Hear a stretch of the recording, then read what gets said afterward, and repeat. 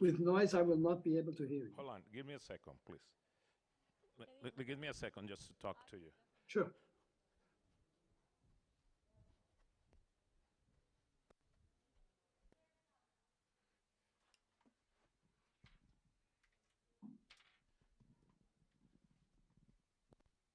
Okay, sir, now I can hear you. So you told me that you were going to speak in English, right? Yes, I did. All right, thank you, sir. People are coming in, and we'll let you know when we are ready to start. Okay, thank you. Very good. Okay, it is a pleasure. My name is Luis. Yes, thank you.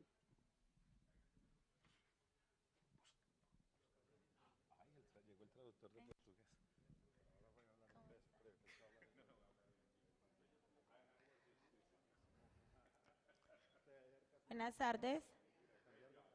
Para la frecuencia del traductor es el 759.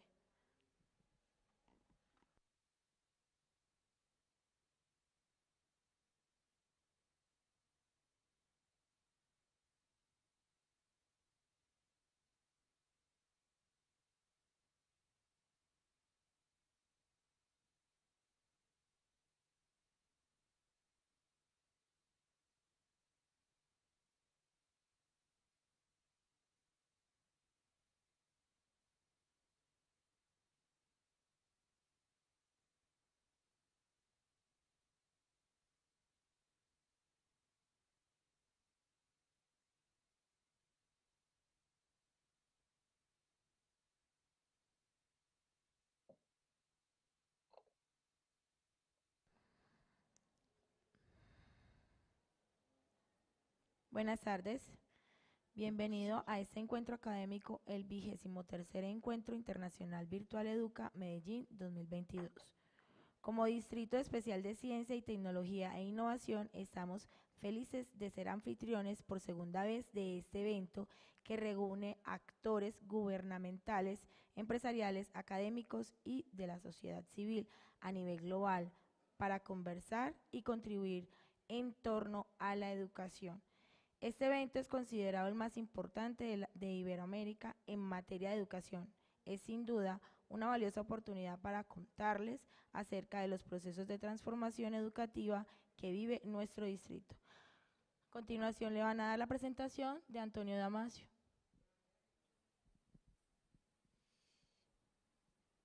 Buenas tardes a todos.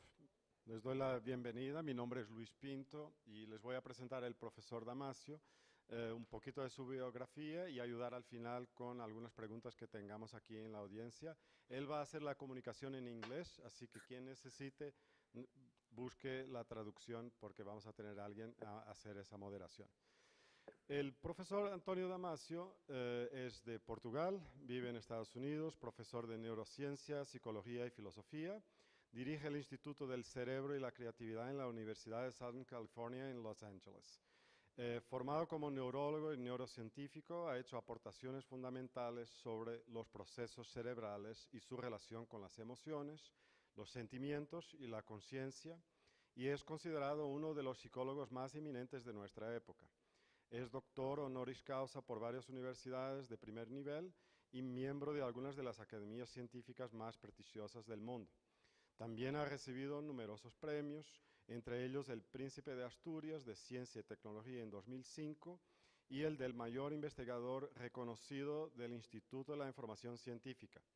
Ha tratado sus investigaciones y ideas en libros como El error de Descartes, La sensación de lo que ocurre y El cerebro creó al hombre y En busca de Spinoza, traducidos en el mundo entero y publicados en español por el sello Destino.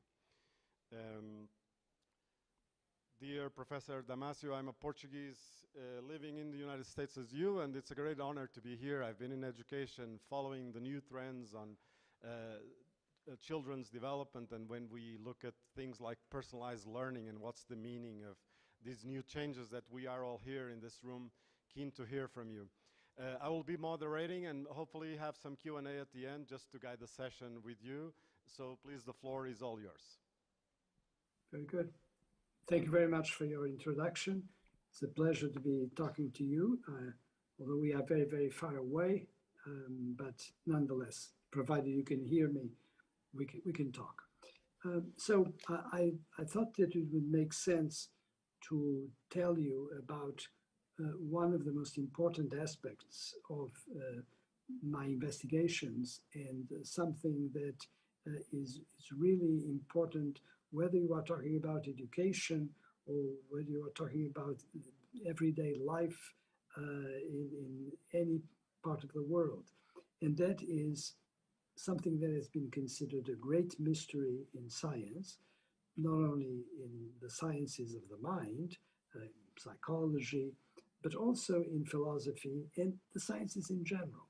And that is the mystery of consciousness.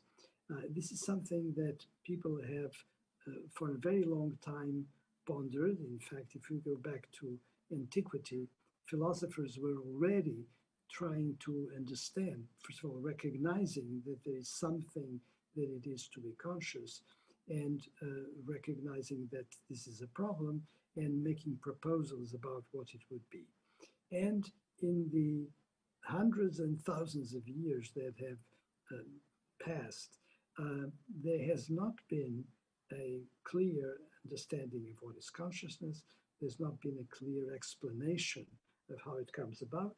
And what is worse, sometimes people have decided that it's actually impossible to understand what consciousness is. And it has become a great mystery and has become what is very often referred to as a hard problem that does not have a solution. So I'm going to tell you something different. I'm going to tell you that there is, in fact, a solution, and that a lot of our work in studies of the nervous system, studies of the mind, in general, what transpires as work in neuroscience and psychology, has actually led to an understanding. I have written about this in a new book that is published now in translation in Spanish and many other languages. In Spanish, it's called Sentir y Saber, and it's really Sentir y Saber e Conciencia, because you will see that it is through sentir that we're going to get to the great mystery of consciousness. So I'm going to try to divide my talk in sections that address the problem of consciousness by asking, what is it? How is it made? Who has it? And what is it good for? In other words, we need to understand what consciousness really is. We need to understand how a living organism can generate consciousness. It would be good to understand who has consciousness. Does everybody have consciousness on the face of the earth? In other words, do animals have consciousness the same way that we humans do? If so, which animals? Is there consciousness in plants, for example? They are living organisms, but not animals. So that's another important question. And finally, why should we be worried about consciousness? What is consciousness good for? And that's a very important question as well. So let me take each of these topics one by one. And let's start with, what is consciousness? Well, people have focused on one aspect of consciousness that is very important, which is experience. I say that I'm conscious when I have an experience of what is going on around me as projected in my mind. So, for example, I'm here in my study in Los Angeles. I'm looking at a screen where actually I'm not seeing you, unfortunately. I'm seeing myself out of sync. And then if I look towards the windows, I'd see the hills of Los Angeles, probably the same way that you could look at the Andes from where you are. Anyway, experience, this possibility that I have of having things in my mind, but connecting them with myself, is really the heart of consciousness. So, if you want a quick definition of consciousness, what I would say is it is the possibility of connecting the contents of my mind at this moment with my own living organism, my own living body. And consciousness is what gives you the possibility of joining the two. In other words, referring what's in your mind, what you see, what you hear, what you think, to this living body, where in fact all of this is occurring. Because let's be clear, what I have in my mind is happening thanks to the help of the brain, but is happening inside my living organism, inside my body. So consciousness is what allows you this possibility of connecting one thing with the other. So that connection is very often referred to as an experience. And this is a word that you should remember. Consciousness is about having experiences, about having my experience of being here at my desk, talking to you, and knowing that I am in my home, that I am in Los Angeles, all of this experience. Now, there's something that philosophers to begin with, and then psychologists have described as well in relation to consciousness, which is the fact that there's something it is like to be conscious. And in the end, what is being described is what one could call in English a feelingness. It's a sort of feeling, a sort of sentimiento that you have of what is going on in you, in your person, in your body, and also in your mind, because when you are conscious, all of this is together. So the fact that there's an experience and the fact that it feels in a certain way are two important parts of the definition of what is consciousness. And if somebody asks this question that I already asked, what is consciousness for? There are many answers to that, there are many layers, but one thing that consciousness is for certain, is the possibility of giving you an experience of centering you, of giving you a location in the universe where you are and locating your mind, your thoughts in that universe. So as you can see, it's something very important. It's also very important if I tell you the following. I would like to make sure that you know what is the effect of not having consciousness. And there are two great ways of demonstrating it. One is when you faint, and when you faint, you lose consciousness. Another is what happens when you're given anesthesia. If you are going to have a surgical procedure and the surgeon and the anesthesiologist gives you an anesthetic, what happens is that all of a sudden, and just like that, you lose consciousness and you disappear. You are no longer existent because you no longer know where you are or who you are. There's really a complete void. There's a disappearance of you in practical terms. Of course, you exist as a body, and the body is there and still living, but you do not know what is happening. So it's very important that you realize that if you did not have consciousness, as happens during anesthesia, or when you faint, or by the way, if you are in a coma, if you have a stroke when you are in a coma, the end result of it is that even if you exist as a body, you do not exist mentally, and you have no way of knowing about your existence. You have no way of feeling well or feeling bad. You have no way of knowing who you are. So this is a pretty important thing. Consciousness is not small potatoes. Consciousness is about the possibility of us knowing who we are, where we are, and acting in the world with happiness or tragedy or whatever you want, but that possibility is there only thanks to the presence of consciousness.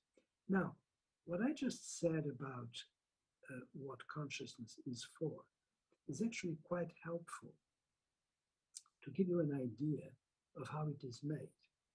Because people, when they have certainly recognized that there is consciousness, have then, as I mentioned earlier, gone beyond that and said, well, you do have consciousness, but how is it possible to do this? And then people get into very, very complicated issues, such as, for example, to say, well, obviously, consciousness is something mental, is something in the mind. But the mind is not physical. And if consciousness exists and is not physical, how could it be coming, for example, from the brain? So that's not a solution.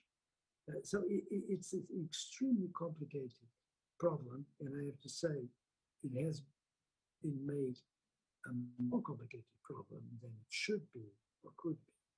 So what I'm going to tell you is that property in consciousness that I refer to as feelingness, this sentiment that we have an experience, that is a very important clue to tell us how it is made. And to make a long story short, I will let you know that consciousness is made from feelings and is made from a particular kind of feelings that we call technically homeostatic feelings, sentimientos homeostáticos.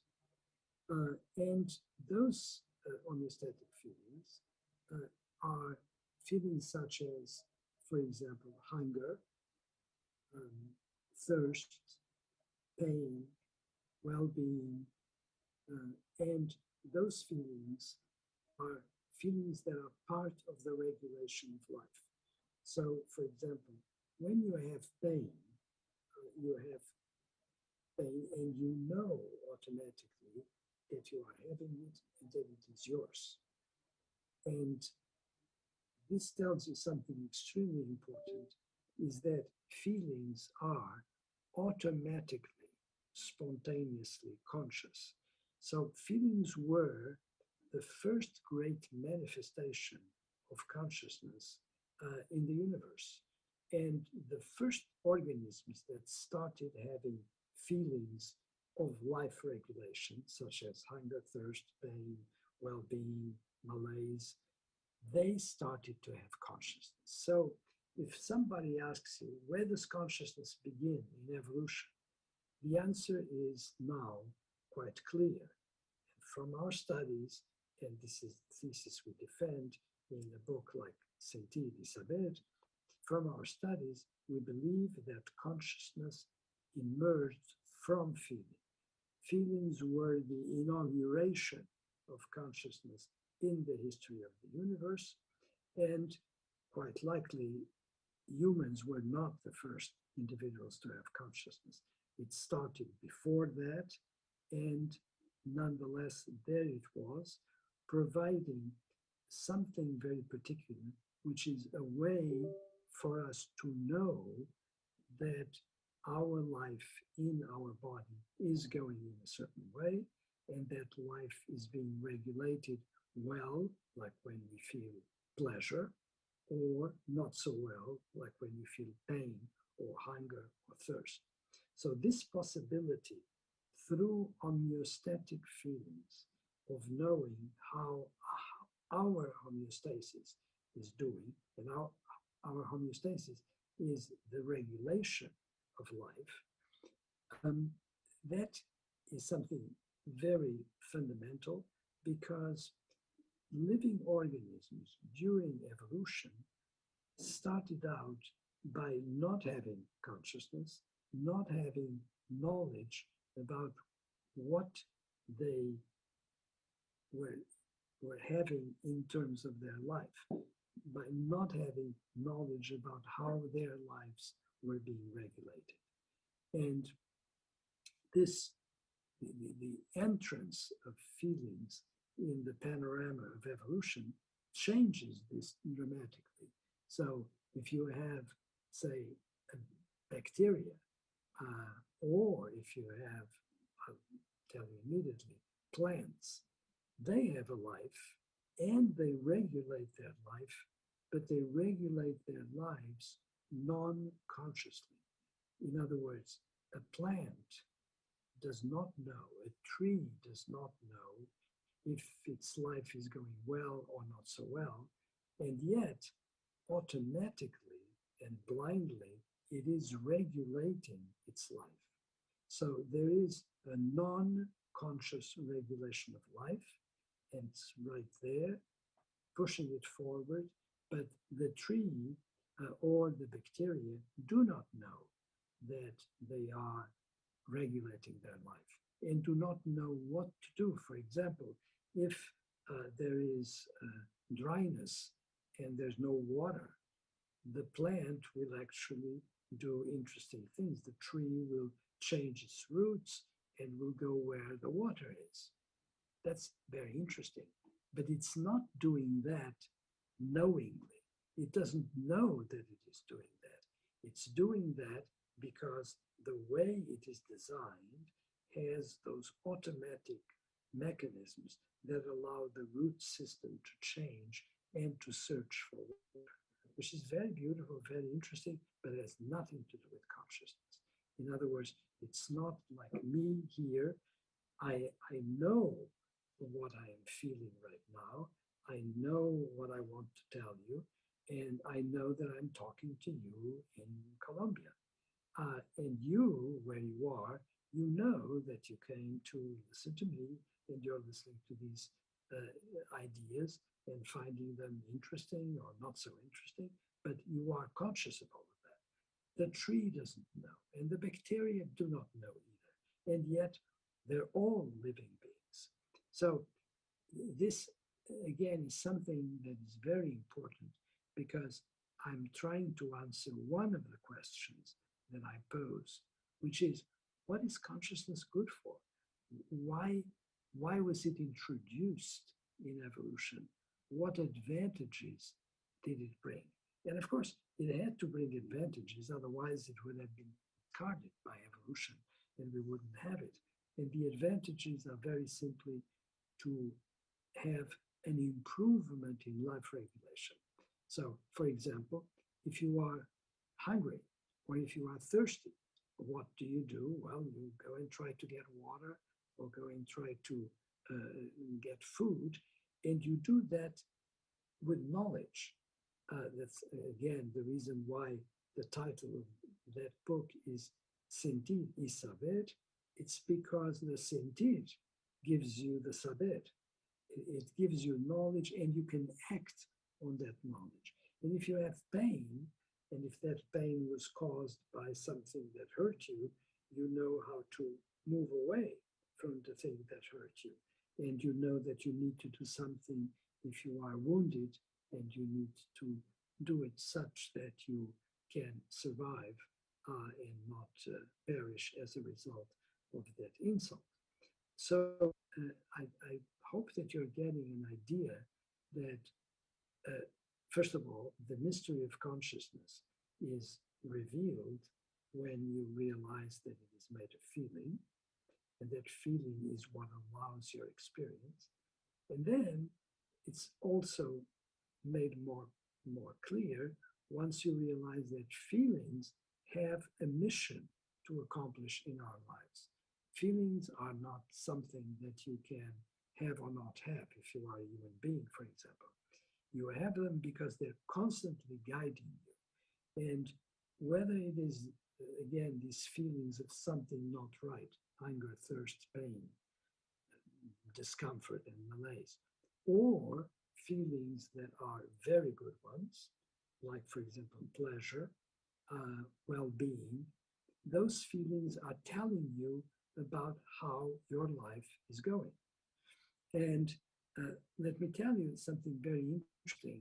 You might say, well, so do we become conscious only when you have feelings, only when you are in pleasure or in pain? And the answer is no. You have feelings all the time. Feelings are continuously happening in our organisms. And those basic feelings, when everything is going very well and it's neither good, too good, or too bad, just normal, it's feelings of existence. We have the feeling that we are alive, and we may not feel pleasure or pain, but we still have that continuous feeling of existence. Then, when life regulation is not at its optimal, and when it sort of veers in one direction or another, and it's either too well regulated or poorly regulated, then you have the other feelings that are not just plain feeling of existence. So, one thing that I posed at the beginning was a question about how is consciousness made? And the question is an important one because it's good to know what consciousness is. It's good to know what it is for sure, but you still need to understand how it's made because you have a mind, you have a brain, and the question is how do they operate to create consciousness? And so the answer about how it is made is as follows. First, consciousness is not made by the brain alone. Consciousness is about a partnership between the body, with its life, and the nervous system, which is a regulator of life. So again, let's give the example of bacteria or of plants. Do bacteria have brains? No. Do they have nervous system? No. Bacteria have living bodies. Plants, do they have nervous systems? No.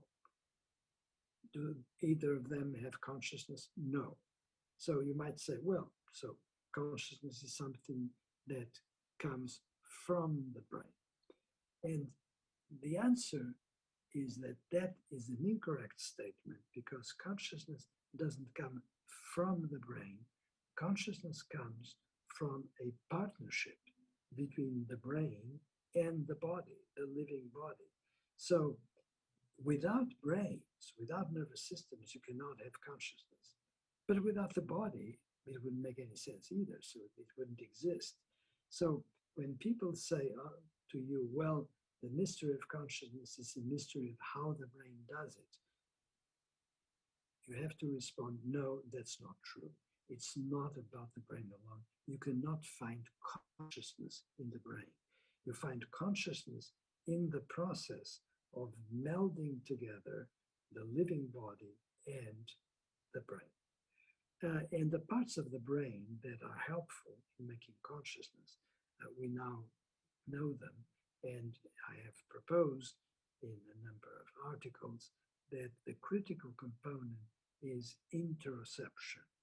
Interoception is this part of the nervous system that is, with its nerves, going everywhere in the body, everywhere in our flesh.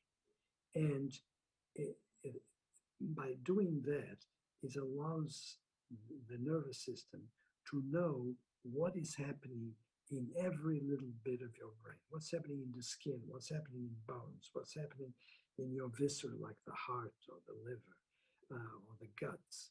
So that's why you can all of a sudden say, oh, I have pain in my head, or I had palpitations in my heart. How do you know that? You know that because the interoceptive nervous system is everywhere in your body, bringing in information to the central nervous system about what's happening in the body. And if things are going well, it gives you a certain feeling. And if things are not going well, it gives you another kind of feeling. And that's why you can have pleasure or plain feelings of existence, or on the contrary, you may have feelings of pain and discomfort. So, interoception is the component of your nervous system that, together with your body, can operate to give you an idea of how things are, and at that moment, make you conscious of how things are. So, interoception is the part of the nervous system that, working together with the body, is going to allow you to be conscious about what is going on in the body. And when that happens, it automatically gives you your location.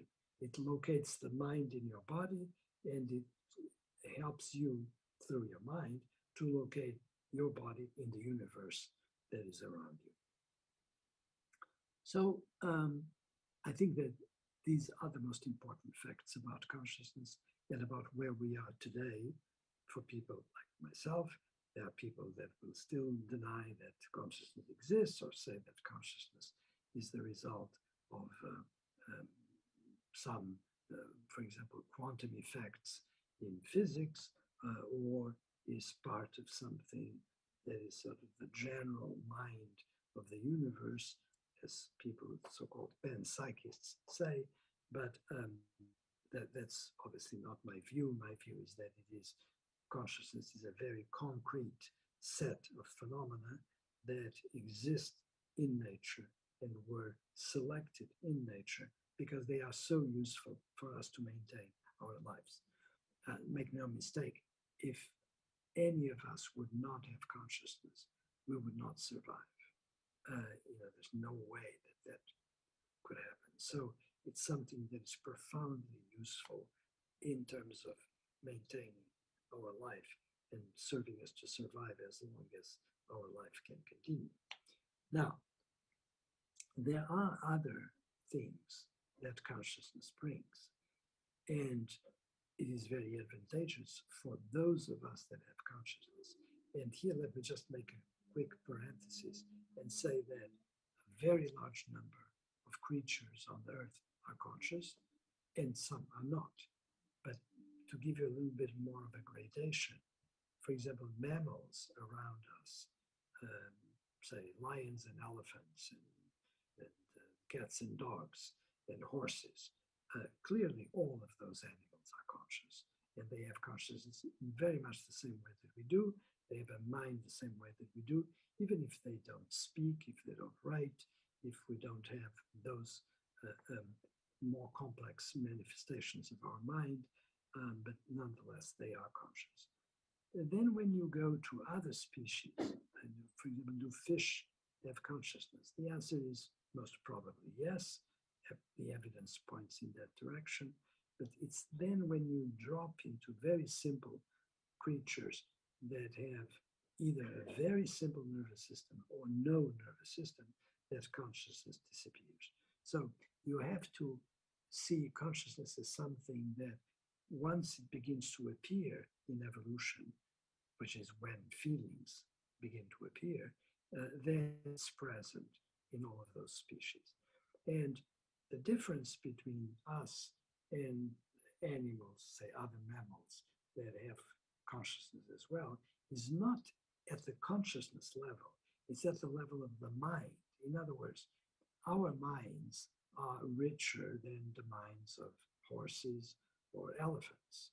We have more memory capacity, even if elephants have a very good memory capacity. We have a more complex ability to communicate, and we have a very rich social life with a lot of things that we were able to create in that social life. Well, that part is something that consciousness is vital for. In other words, if we were not conscious, we would not have creativity, we would not be able to invent things.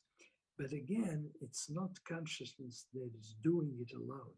It's consciousness in combination with a very complex mind that allows us to have larger memory, larger possibility of reasoning and manipulating facts in the world, and so forth. So that creativity is permitted by consciousness and would not be there without consciousness, but is being made possible by the very great richness of our minds. And one, let me just to close, to tell you about something that consciousness permits, and that is the moral sense of our behaviors.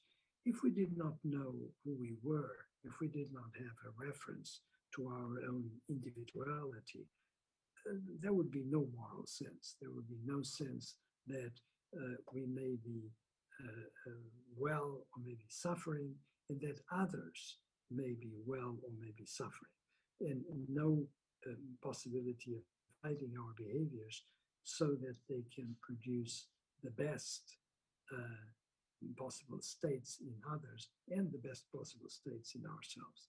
So everything that has to do with morality, with conscience, which is different from consciousness, that is permitted by consciousness. This is a little bit difficult to do by the way, in using Romance languages, and I'm sure my translator, who is Portuguese and who is translating into Spanish, is quite aware of that. In Spanish or in Portuguese, you have one word, which is consciencia in Portuguese, conscientia in Spanish, and that word serves both the English term consciousness, which is what I've been talking about, and the English term conscience, which is about moral behavior. So whereas in English, we have this disparity between conscience, which is moral sense, and consciousness, which is the possibility of locating our mind in the body and giving it that connection.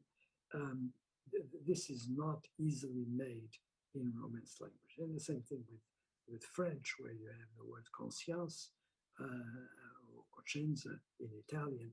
These are all words that serve the two purposes, and we have to make it clear when we talk, if we're talking about one or the other. So this is just a note to help my translator make sure that all of this is well transmitted to the audience. And I would like to stop right here after these comments, and if there are questions that you want to ask me, I would be very happy to listen to them and try to answer. So thank you very much. Thank you very much, Professor Damasio. Very good insights on, I believe we are all conscious of what you said, so we may grab some questions in the audience here. We have already a volunteer. I have a question on my own while we get the microphone to the person there. These people in the audience are education practitioners, and we've been changing. Can I stop you? Can you increase your sound? You sound very, very far away. You sound like you are in Colombia, by the way. And I would like you to be closer. I am indeed. I am aware of that. So can you hear me better? A little bit better, yeah. Okay, so we're trying our best with the microphone. So, Good. So the people in the audience are education practitioners, and in the past years, everybody has been looking at new methodologies to teach with more efficacy in the classroom. And one of the things that comes from your conversation here is a term that we've been using more and more about experiential learning. Yeah. Would you want to say something about the efficacy of learning retention when people apply this kind of methodology, and what's implied in experiential learning based on what you just said about consciousness? Right. So what you are, the term is very interesting, because experiential, of course, it connects with something that I talked about right at the beginning, which is experience. And experience is totally based on feeling. So you have this sequence. Experiential learning is about experience. Experience is about feelings. And those feelings are homeostatic feelings. In other words, what you need to have experiences, not just in learning, but in your life in general, is to have an acute and constant monitoring of those states that relate to how your life is lived in your body. So it's that connection. And one way of calling it, sort of making it even more clear, is to say that we are not automata. We are not artificial intelligence creations. We are living creatures with a body, with life, and with life that is constantly, naturally going up and down, with life that has periods of hunger and thirst and periods where the thirst is satiated and where there's a period of sleep every day. So we have all these ups and downs that are part of life. Artificial systems don't have this. Computers don't have this. And what you want in experiential learning is not learning like a computer, cramming material in a sort of indifferent code. You want to learn things in connection with what you feel about those things. And part of what the teachers that teach well do is modulating, is shaping the material that is being taught in such a way that it can be felt, that it can reverberate with the student and therefore be much better learned. Because the way we learn, the way, for example, we memorize things or understand things is quite related to feeling. You cannot learn very well, for example, if you are in a state of distress. I mean, you can learn about that particular distress or fear, but you cannot learn about other things. So that gives you the connection of your very interesting question. Wonderful. Thank you so much. And it's really the learn by doing that we hear all the time right now across schools. So we have a question here from the audience. I'm going to help if we need to translate. Please go ahead. Hi, Antonio. My name is Elizabeth. I bring a personal question about your perspective about the aging of the brain. I'm trying to develop a research on my own about how to make like a smarter community of humans, and I'm trying to decode how we can address early education, like when they're babies and until they're 5 years old, right? So I've been researching about with different people, and I would like to know, what is your perception about the aging of the brain? Is that something that is happening biologically with the time, or is something that is happening because we are not using our brains constantly? How like, is the brain getting old because we're not using it, or is it because of the passing of the time? Okay.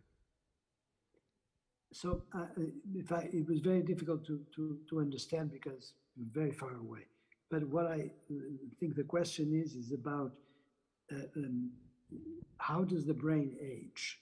Is aging something that is happening biologically over time, or is aging the result of just not using the brain the way we should? Is that the question? Yes, yes, exactly. You got it right. Very good. Okay. So first of all, the brain is aging. Probably not all the time. I mean, when you are a child and when you are an adolescent, the brain, in all probability, is not aging at all. On the contrary, it's maturing and becoming more sedimented and systems more better organized. Then, when you come to an adult age, so middle life, there's probably a long period over which things are neither aging or growing anymore because the systems have stabilized. And then, depending on the overall age of the body and how you've done your life, and on the kind of genes you have an aging that sets in the older population. Now, this is something that has changed a lot in a lifetime. You know, when I started my life, I used to think of people who were around 60 or 70 years old as people that were old. And probably a lot of them looked old and were old even in their behaviors. And today we have more and more people that are perfectly intact in terms of intellectual capacity and in terms even of physical ability when they are 70, 80, 90. It's quite interesting. If you look at obituaries of famous people, which one does all the time because the newspapers present them, you see more and more people that were very creative, for example, great writers or scientists or physicists or people that were in business and were very successful. And you see people that die at 90, 95. There are people right now that, for example, we have a person that we very much admire, who is a very famous writer and creator on the world of television. There's a person, I can say the name, Norman Lear. Norman Lear is now 100, he's just turned 100 years old. He's perfectly fine. We're going to see him on Monday. And he's perfectly fine intellectually, is fine physically, and so it's really quite admirable. So just to give you an idea that aging and aging of the brain, first of all, is not equal for everybody, and it's not equal across time. So if you go to the Roman Empire or to the Greeks, a lot of those people that are very famous and that we hear about that wrote great texts of philosophy or were emperors of their time, they were dead at age 50. And this is obviously not the case today. Now, of course, if you have a life of bad health and dissipation, and if you get drunk every night, you're probably not going to make it to 100, that's for sure. But it's very, very different in terms of how aging proceeds. And the final point is that the genes that you have and that you inherit from your parents and that may be expressed depending on what your life is, have a lot to do with this. And so there are people that are literally by their genetics fated to age relatively earlier than others who may go on for much longer. And along with those genes and with lifestyle, there's also something that can creep in, which is Alzheimer's disease. So people can have dementias, and these are real diseases of the brain in which neurons start dying and being more and more occupied by a chemical substance called amyloid.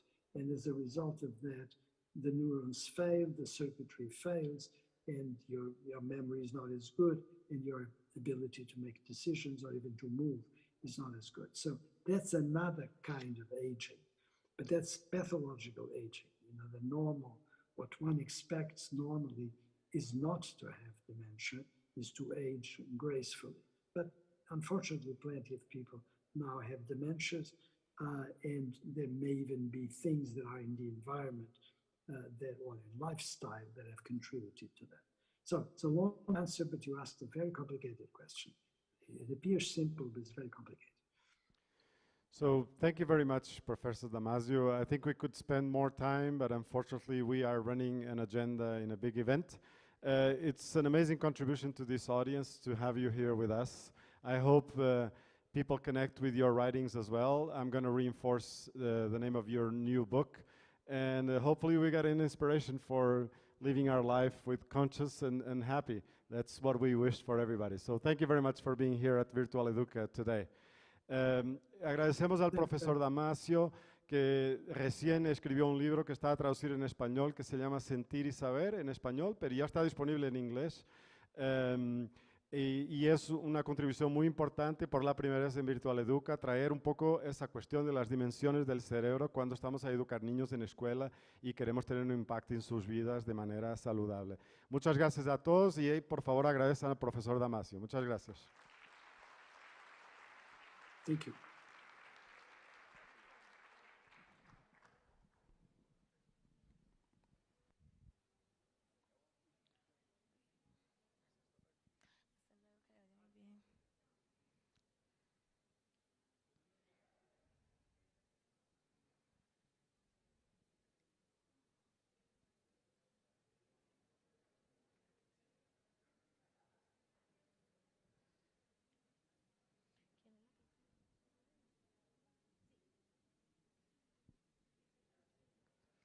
de una vez.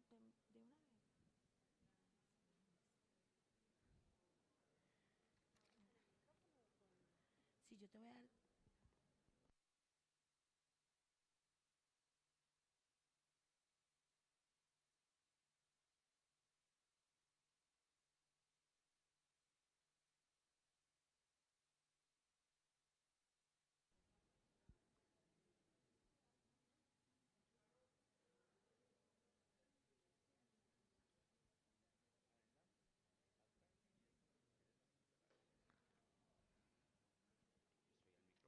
Aprendió, no tienes que dar nada y ya cae.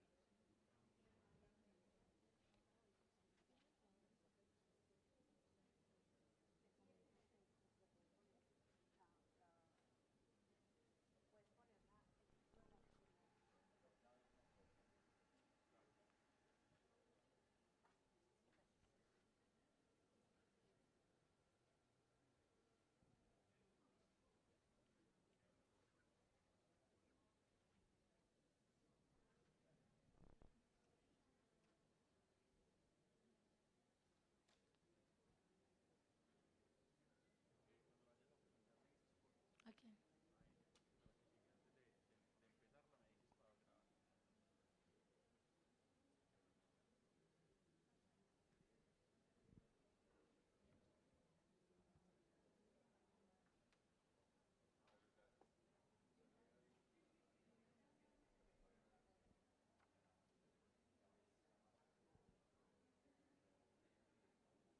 Hola.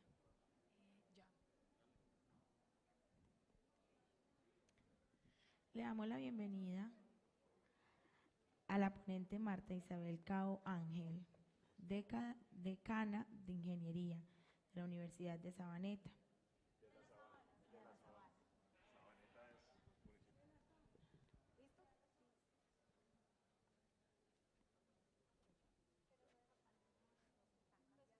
Sala hasta ahora. 3 minutos español.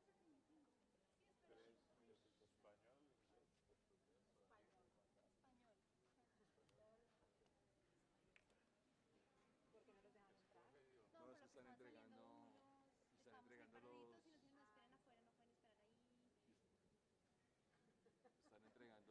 Están entregando los traductores.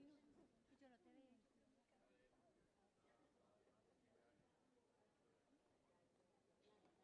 Oye, mi profe.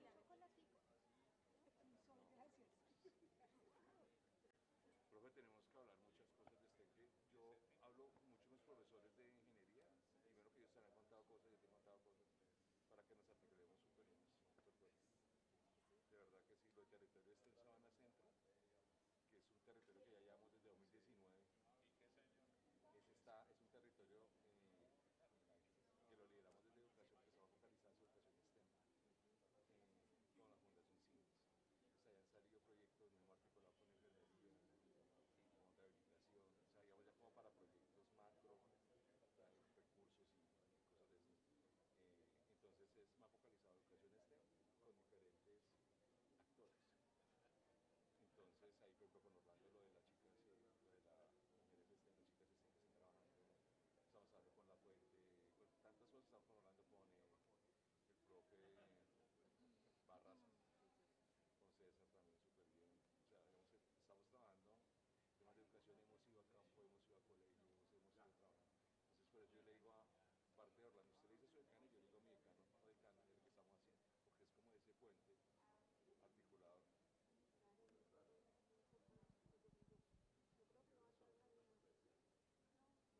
De verdad había gente. Es que nos sacaban, si yo no te he visto, nos sacaron, nos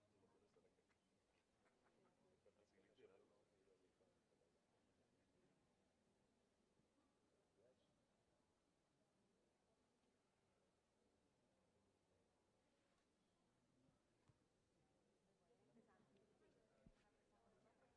Hola, ¿por qué no hemos empezado? Ya iba a empezar. Sí. Buenas tardes. Para presentarles a Marta Isabel Cabo Ángel, decana de Ingeniería de la Universidad de Sabana. Bueno, muchas gracias. Nos correspondió en este espacio, invitados por Virtual Educa, hablar sobre cómo fomentar la investigación, ahora sí, cómo fomentar la investigación, la apropiación y la transferencia del conocimiento STEM, muy relevante en este momento en nuestros países. Yo soy Marta Cobo, soy decana de la Facultad de Ingeniería de la Universidad de La Sabana. Además, soy integrante del Consejo Científico Nacional en temas de energías sostenibles. Entonces, ahí les dejo mi correo para cualquier consulta, interacción futura que puedan querer tener a partir de este mensaje. Bien. Pónmelo grande, eso, gracias.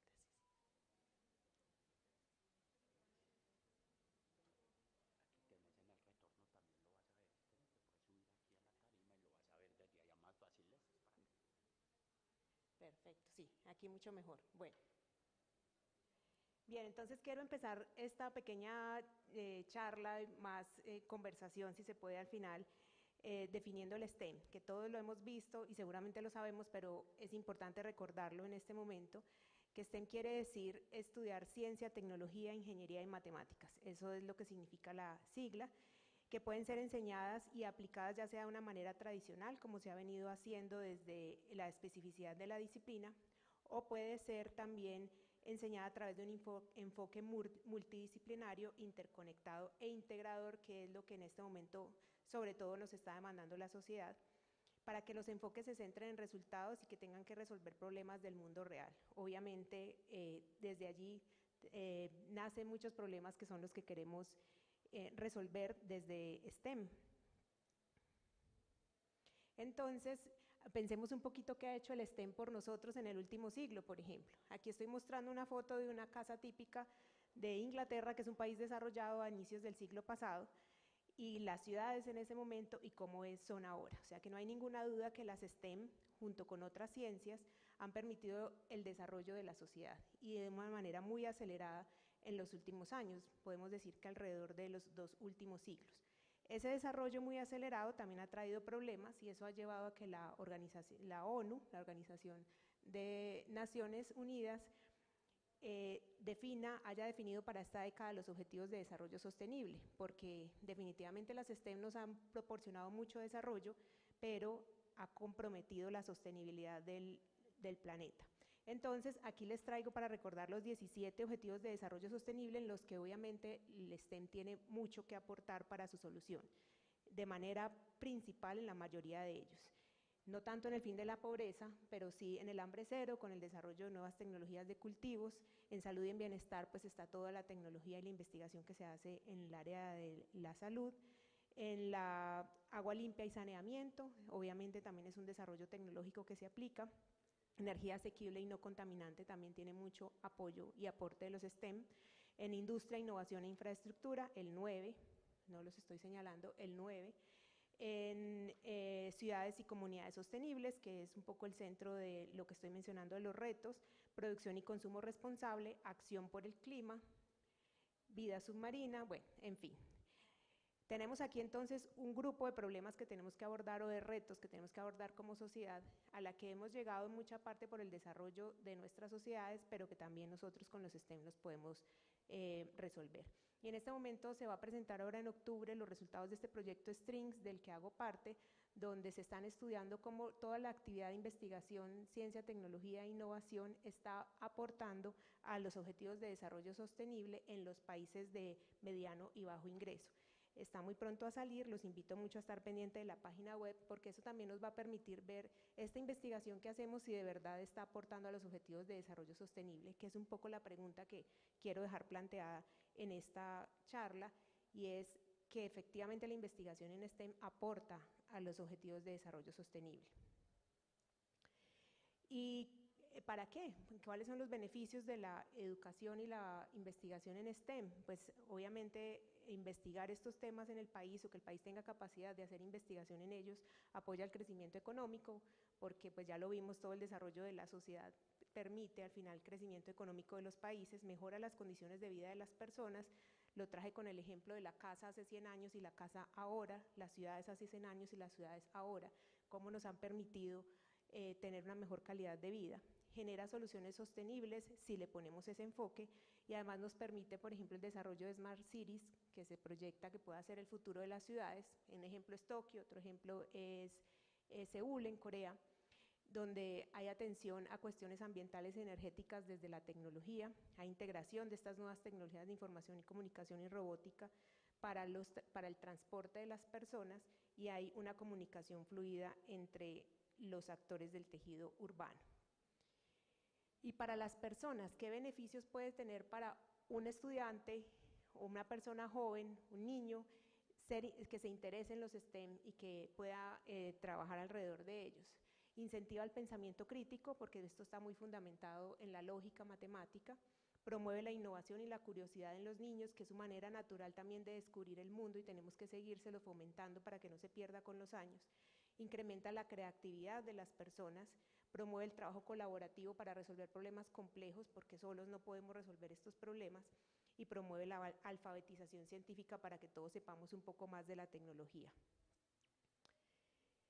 Pero entonces, cuando vamos a pensar en fomentar la investigación, la innovación, le devuelvo un momento por si alguien quería volverle a tomar foto. Si queremos incentivar la investigación y la innovación en STEM para mejorar las condiciones de vida de la población, que es el fin último, pues tenemos que tener personas que trabajen en STEM.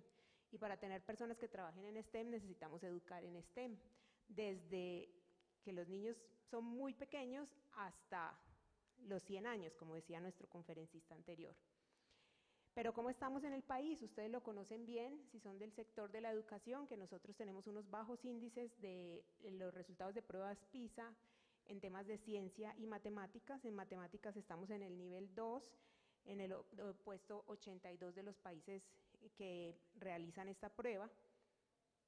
Y en matemáticas estamos en el nivel 1, o sea, aún más abajo que en ciencias, en el puesto 81 de los países que realizan la prueba. Entonces, definitivamente tenemos retos en esa formación en STEM. Y eso pues termina redundando en que tengamos muy pocas personas graduadas en temas de STEM. Voy a centrar esta información que tengo acá en ingeniería solamente.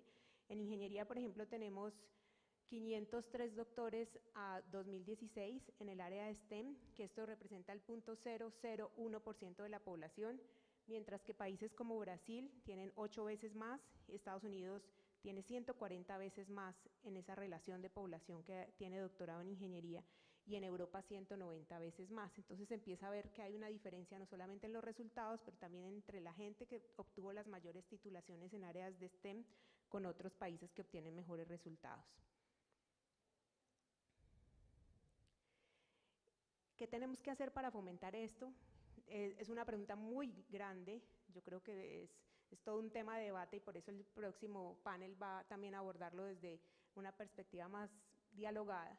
No es fácil responderlo, yo simplemente traigo ejemplos y lo que he vivido en mi experiencia profesional como decana de la Facultad de Ingeniería y todo lo que he recorrido para llegar hasta allá.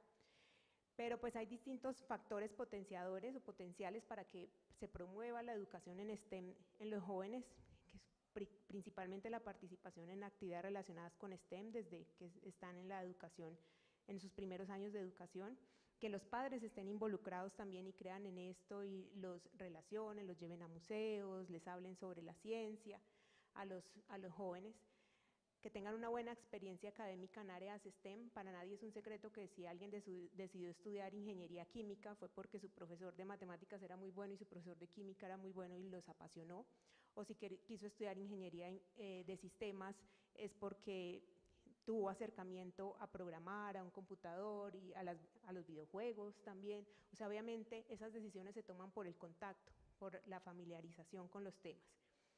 Pedagogía efectiva del maestro, ahí voy también con lo que acabo de mencionar. El profesor de colegio define mucho lo que el estudiante estudia.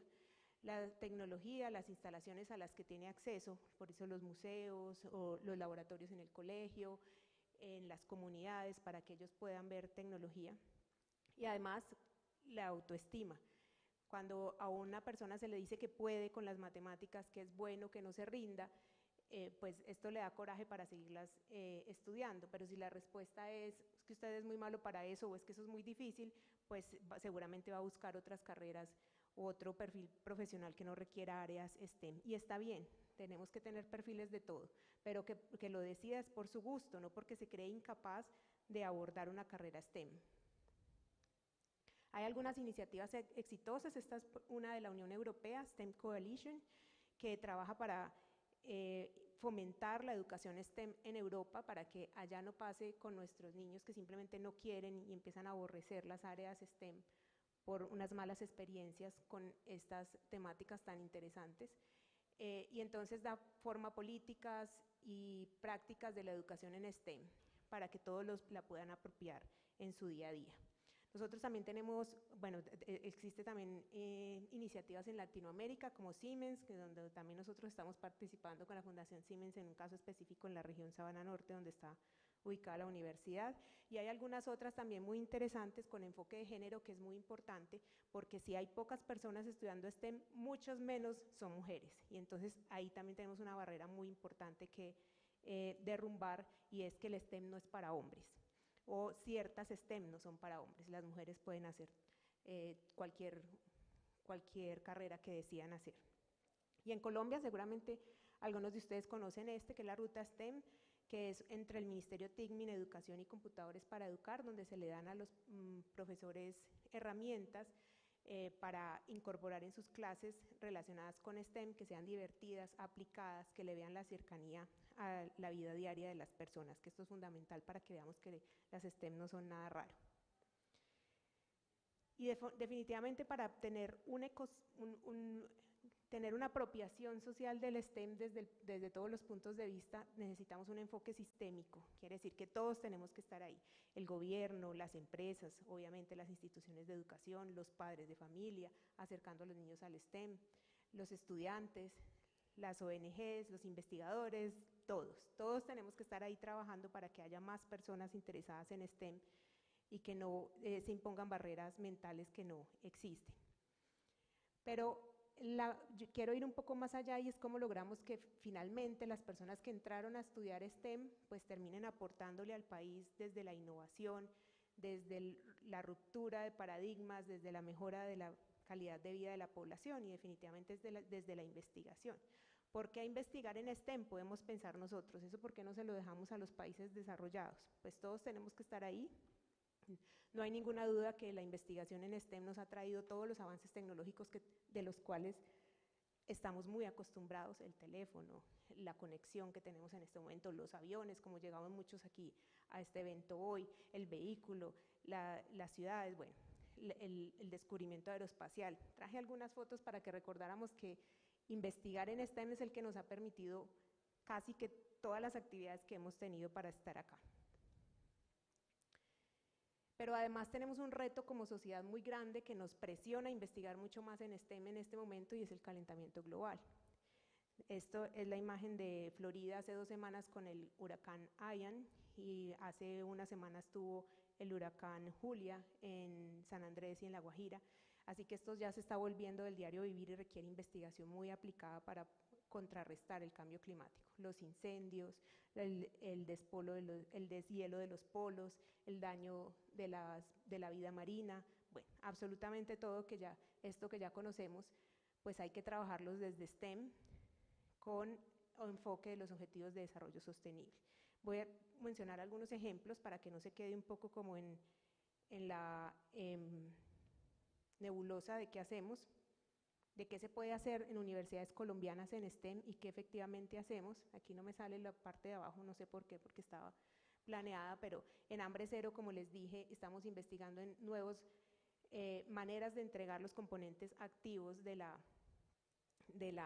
los alimentos y todo lo relacionado, que se va a ver muy afectado por el cambio climático, ya que hablé de cambio climático, y todo lo relacionado obviamente con energías asequibles y con acción por el clima. Voy a terminar entonces, que ya se me acabó el tiempo, voy a ir simplemente a esta gráfica, que este es un ecosistema. Finalmente es muy importante entender que la investigación en STEM, para fomentarla tenemos que trabajar todos juntos entre universidades, institutos de investigación, trayéndonos los problemas de la sociedad, resolviendo sus problemas, pero al final nos van a solicitar que entreguemos a la sociedad también resultados. Y esto se llama entonces la cuádruple hélice, que es un ecosistema entre universidades, empresas, Estado, sociedad civil, donde todos trabajamos, donde todos ponemos recursos y capacidades para resolver los problemas que tenemos de base tecnológica. Bueno, ecosistema es la palabra importante acá. Aquí también algunos ejemplos. Y solo quiero dejar la diapositiva de las conclusiones o ideas finales, que la formación en STEM definitivamente permite que nosotros mejoremos nuestra calidad de vida, pero ahora el reto es además hacerlo de manera sostenible. Para eso necesitamos gente en STEM, y esa gente en STEM parte de que los incentivemos a estudiar STEM a los niños desde pequeños, o al menos no les digamos que no pueden, pero que esto requiere financiación y que hay que buscar maneras de hacerlo. Trabajar abiertamente con todos en un ecosistema y divulgarle a la comunidad lo que hacemos para que nos apoyen y entiendan que esto es importante. Eso es todo entonces, muchas gracias.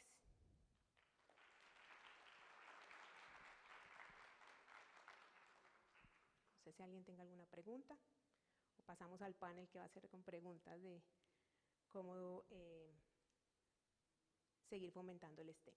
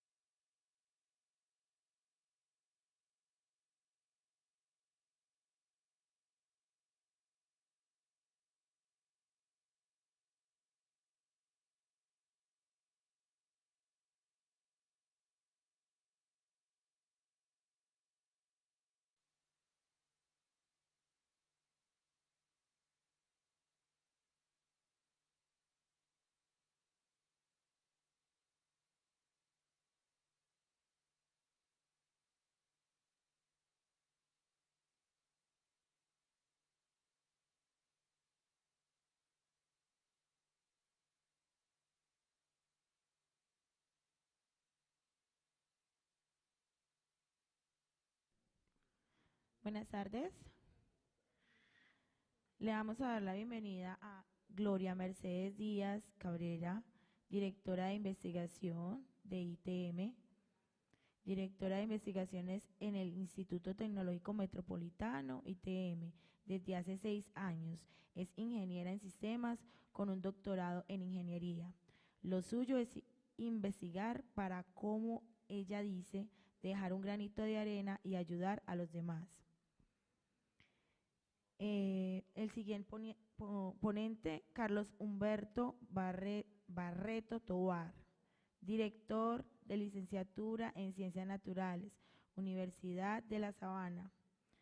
Director de licenciatura en Ciencias Naturales de la Universidad de La Sabana, estudiante del doctorado en Humanidades, Humanismo y Persona de la Universidad de San Buenaventura. Magíster en Educación de la Universidad de La Sabana y licenciado en Biología de la Universidad Pedagógica Nacional. El siguiente ponente es Juan Fernando Ramírez Patiño, director de investigación, Universidad C de Medellín.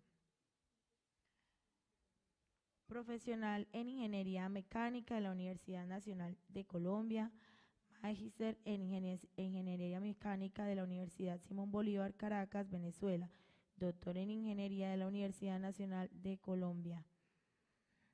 Y el siguiente ponente es Daniel González, decano de Ingeniería, ITM.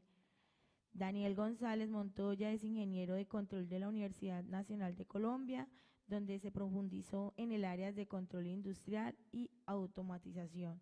Finalizó sus estudios de maestría en ingeniería con énfasis en automatización.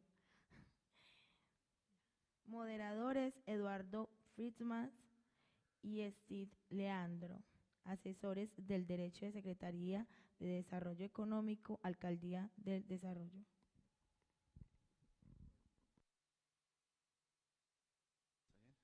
Buenas tardes para todos, muchísimas gracias por la participación a este importante conversatorio.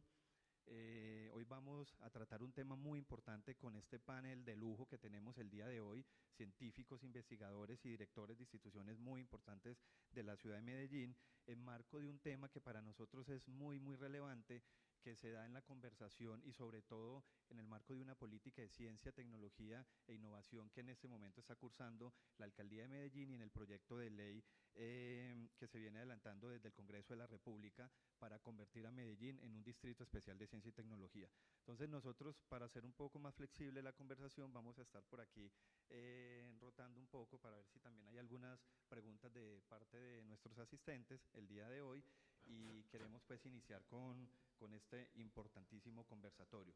También queríamos contextualizarles que el marco del conversatorio tiene una relación muy marcada con la gestión de la educación en un contexto de la ciencia y la tecnología y vamos a tratar de resolver aspectos y preguntas muy relevantes de lo que se suscita entre estos instrumentos tan importantes para la transformación social de un territorio.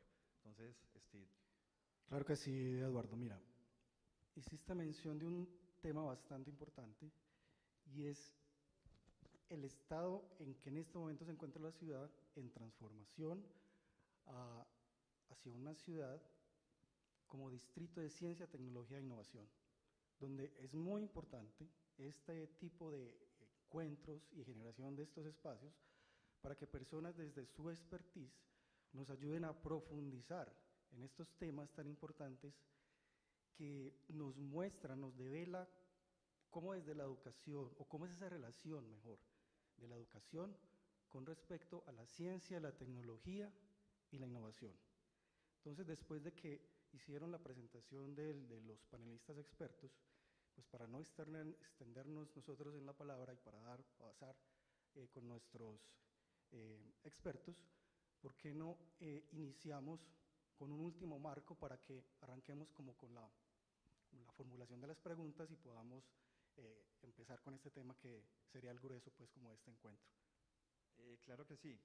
De hecho, quiero tomar aquí un fragmento de ese texto que me parece muy importante del doctor Murga Menoyo, que tiene una relación directa con los procesos educativos que deben garantizar a los ciudadanos el desarrollo de las capacidades y habilidades y actitudes que permiten comprender el mundo como un sistema articulado de subsistemas que se relacionan y condicionan recíprocamente con las realidades y las dinámicas locales. Esto quiere comprender un marco de cómo todo ese escenario de educación y de ciencia y tecnología tiene una transversalización directa y sustancial sobre la transformación de nuestra calidad de vida. Para eso vamos a comenzar con unas preguntas, vamos a hacer 5 preguntitas que queremos que cada uno de nuestros invitados nos puedan responder para comenzar a contextualizar este conversatorio. Antes de que arranquemos, 4 punticos que quiero mencionar muy importantes. El primero, que hace parte de lo que comentaba Eduardo. La ciudad de Medellín fue declarada por la UNESCO como Ciudad del Aprendizaje en 2018. Además, es uno de los 9 centros mundiales de la Cuarta Revolución Industrial, estrategia del Foro Económico Mundial y no menos importante, fue nombrada en 2007 como Ciudad Digital. Entonces, a partir de este marco que acabamos de mencionar, entonces arranquemos con las preguntas. ¿Qué tal si arrancamos, yo creo que por este lado, con las damas, ¿cierto? Claro, iniciamos con la primera. Gloria. ¿Cuál debería ser el papel de las universidades frente a los nuevos retos que propone la transformación de las ciudades hacia unos territorios inteligentes y sostenibles?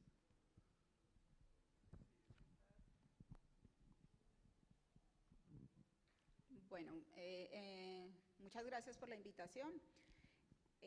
Bueno, yo voy a hablar de las instituciones de educación superior, entendiendo el contexto colombiano, que la educación superior no está solo, digamos, en pro de las universidades, sino también de otro tipo de instituciones. Cuando hablamos de territorios inteligentes, no solo las ciudades, estamos hablando de una extensión también hacia lo urbano, hacia lo, en nuestro caso, área metropolitana y la ruralidad, ¿no? Yo pienso que finalmente las instituciones de educación superior somos el core, el lugar donde se hace la generación del conocimiento, donde se produce el conocimiento, y yo creo que precisamente por eso somos las llamadas a dar las principales soluciones a todas estas problemáticas que tenemos en los territorios, y que nos permiten resolver los problemas que mejoran la calidad de vida de los habitantes, que mejoran las condiciones de habitabilidad, que garantizan el desarrollo sostenible. Entonces yo creo que el papel de las universidades debe ser central en la construcción de territorios inteligentes, en la definición de hacia dónde vamos como territorio.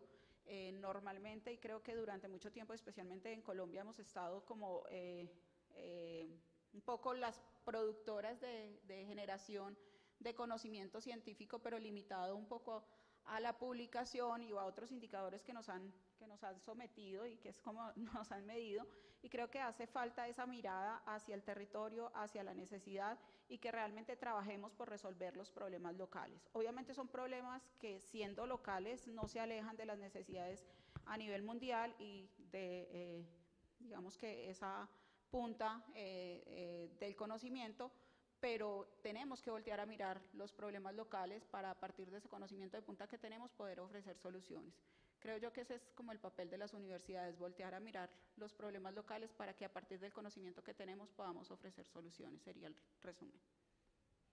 Vamos todos. Yo, sí, entendí. Vale, bien. Bueno, muchas gracias. Muchas gracias a Virtual Educa, a los organizadores del evento, por hacer parte de ese conversatorio. Yo soy el director de un programa de formación inicial de profesores en el marco de una universidad, profesores en ciencias naturales.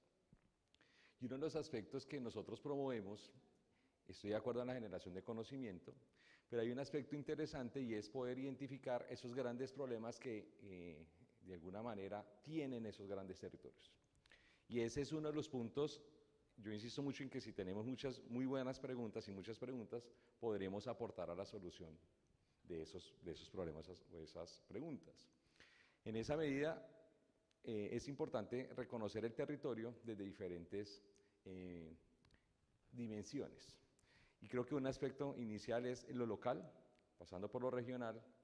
Acá en el caso de Colombia estamos hablando de los departamentos hasta llegar a nivel nacional.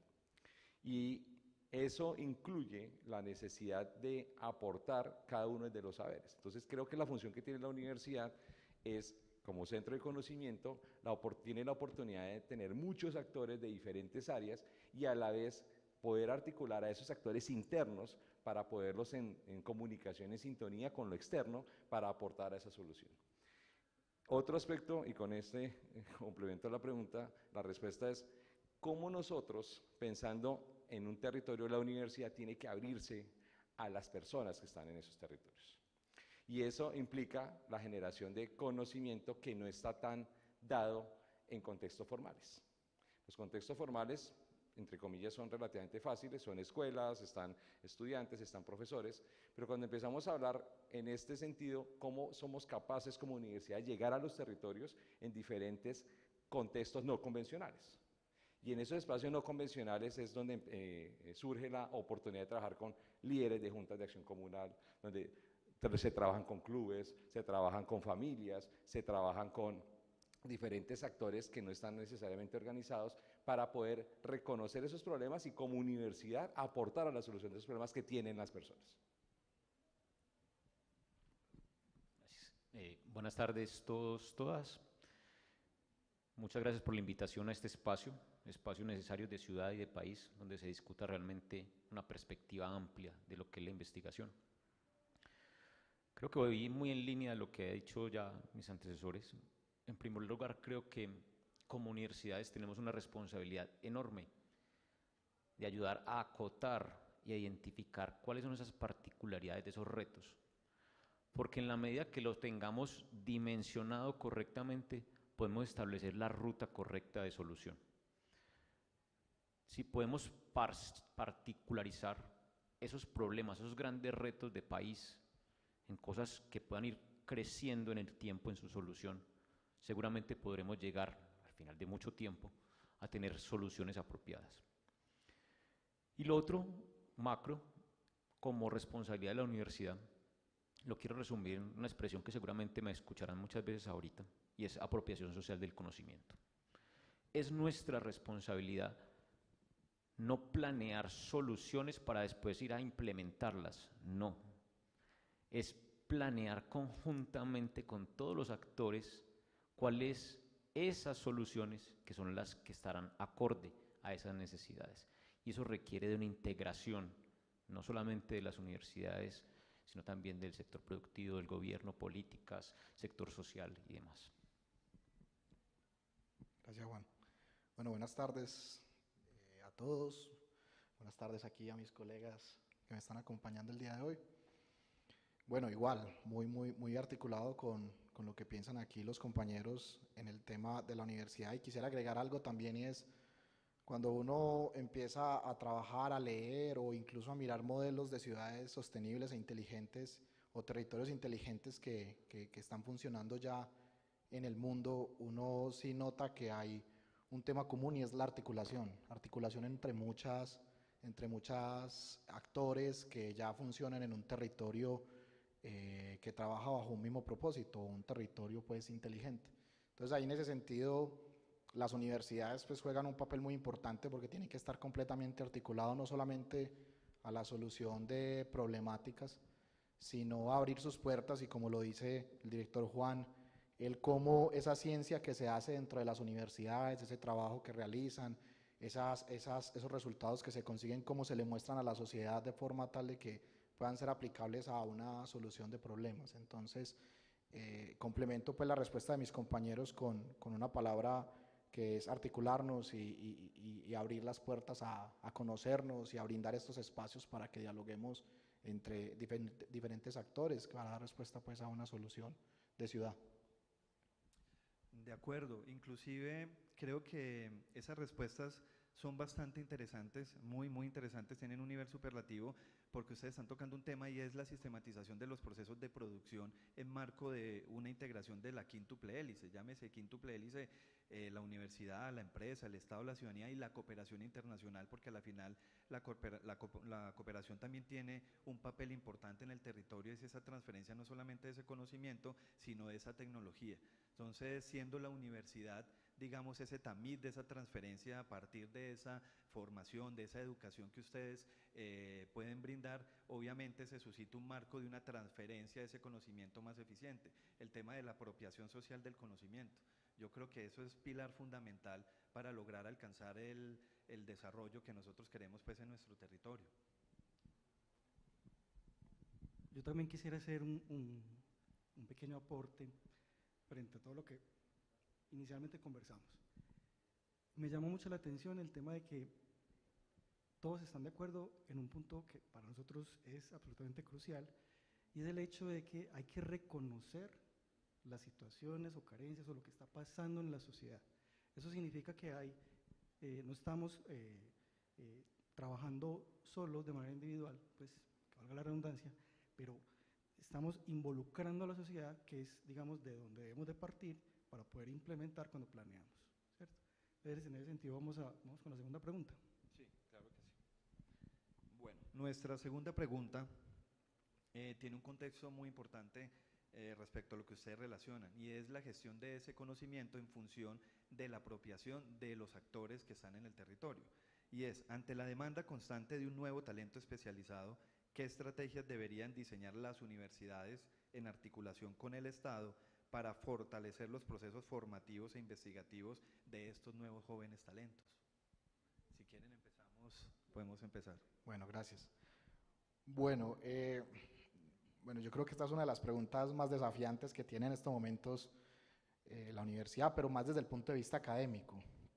Uno como decano o como director o jefe de programa, ya las necesidades que se están presentando en el medio son muy diversas, y sobre todo la formación que están solicitando en estos momentos los muchachos y la demanda que tienen las empresas es una formación rápida, flexible, y eso entonces es un desafío, porque cuando uno necesita el tema de talento especializado o un talento que conozca el saber hacer, eso empieza a generar de pronto a veces unos choques con la formación tradicional, pero uno no puede dejar eso de lado, y de ahí ya han sortido muchas estrategias. Yo traigo como ejemplo, el año pasado en Ruta N hicieron una especie de ring de debate de formación tradicional versus no tradicional, donde nos sentaron a unos decanos en una esquina, hicieron un ring, los decanos en una esquina, y en otra esquina trajeron al director de Coursera, el de Platzi y el de todas estas plataformas MOOC,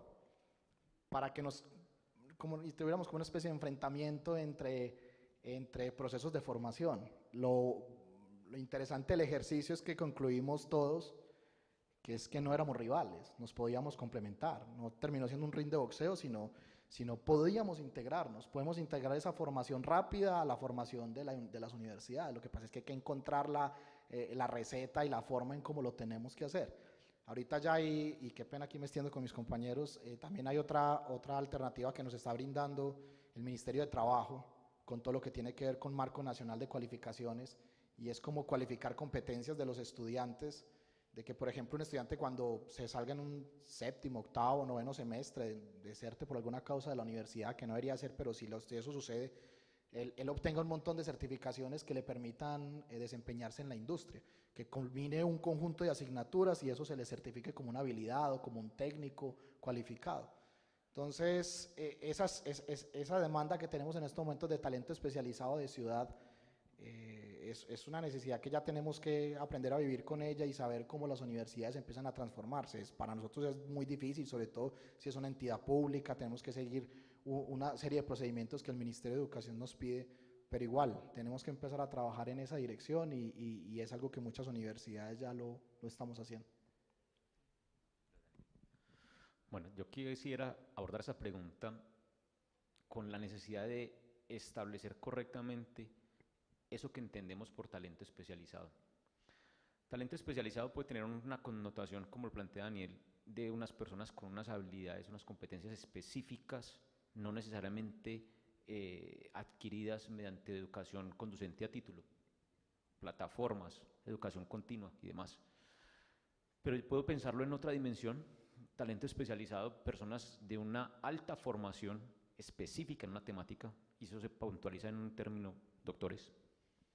Si yo lo diferencio, tengo claramente que ambos pueden ser talento especializado y puedo definir y establecer estrategias para cada una de ellas. Nosotros como Universidad Nacional en este momento estamos trabajando muy fuertemente en fortalecer nuestros centros de educación continua y permanente, que nos permitan atender responsabilidades actuales con esos estudiantes que tienen procesos de deserción en mitad de programas. pero que también nos permitan dar respuesta rápida a esas necesidades del sector productivo, con cursos y desarrollo de competencias inmediatas. Estamos flexibilizando nuestros currículos para que el componente de libre elección pueda tener desarrollo rapidísimo de asignaturas que conduzcan a competencias complementarias que demandan el sector productivo. Pero también estamos comprometidos con la formación de ese talento de alto nivel. Tenemos programas de doctorado en todas las áreas del saber, pero eso cada vez es más difícil motivar a estudiantes que lleguen hasta nivel de doctorado. Hacer doctorado no es realmente una tarea sencilla ni que sea para todo el mundo, y lo que estamos buscando precisamente es que desde los niños, y tenemos un programa que se llama Los Niños Científicos de la UNAL, empecemos a mostrar esas formas distintas de abordar el conocimiento y que estos chicos desde la escuela se empiecen a motivar en ese proceso formativo. Bueno, muchas gracias.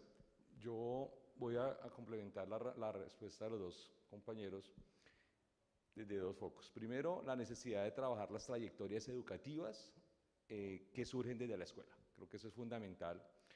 Y efectivamente, cuando llegan a veces a los programas de las universidades, los jóvenes todavía no tienen claro cuál va a ser su carrera profesional, posiblemente por un interés, y eso es uno de los factores que influye para, por ejemplo, temas de deserción. Entonces, creo que ante la primera pregunta y estaría es, oiga, ¿cómo somos capaces de articularnos como universidad con las trayectorias educativas, con la escuela y con los profesores? Y creo que es ahí donde viene un aspecto muy fuerte, que lo estamos haciendo desde la Universidad de La Sabana, lo estamos haciendo con los colegios oficiales, no oficiales, es poder hablar y trabajar con los profesores. Los profesores de alguna manera son los que tienen la oportunidad de dialogar y trabajar más de 40 horas a la semana con un grupo de niños y son capaces de identificar esos talentos que empiezan a percibirse desde cuando están pequeños. No estoy hablando solamente de talentos de ciencia y tecnología, sino talentos en diferentes áreas, y algo importante, son capaces de fortalecer esas habilidades blandas que en muchos casos no se tienen en cuenta, digamos, en este tipo de talento. Entonces, ese es un primer punto, la articulación, y creo que en eso todavía estamos muy en deuda las universidades, de articularnos con las escuelas, con las trayectorias educativas y con los profesores. O sea, eso es fundamental. Ese diálogo con los profesores nos permite también tener mucha cercanía de identificar esos posibles perfiles de jóvenes que van posiblemente después a ingresar a una universidad.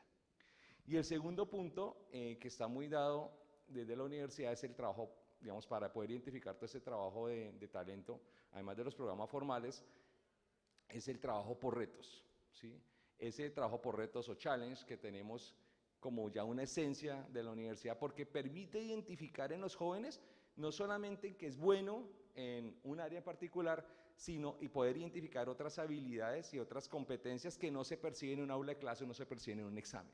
Entonces, tener ese tipo de propuestas, una entre varias, digamos, metodologías o propuestas que se tienen, dan la oportunidad de generar e identificar ese talento especializado que después puede llegar a ser complementado con la industria y puede llegar a ser complementado, digamos, vuelvo a insistir acá, con lo formal que da la universidad, que son las clases, ¿sí?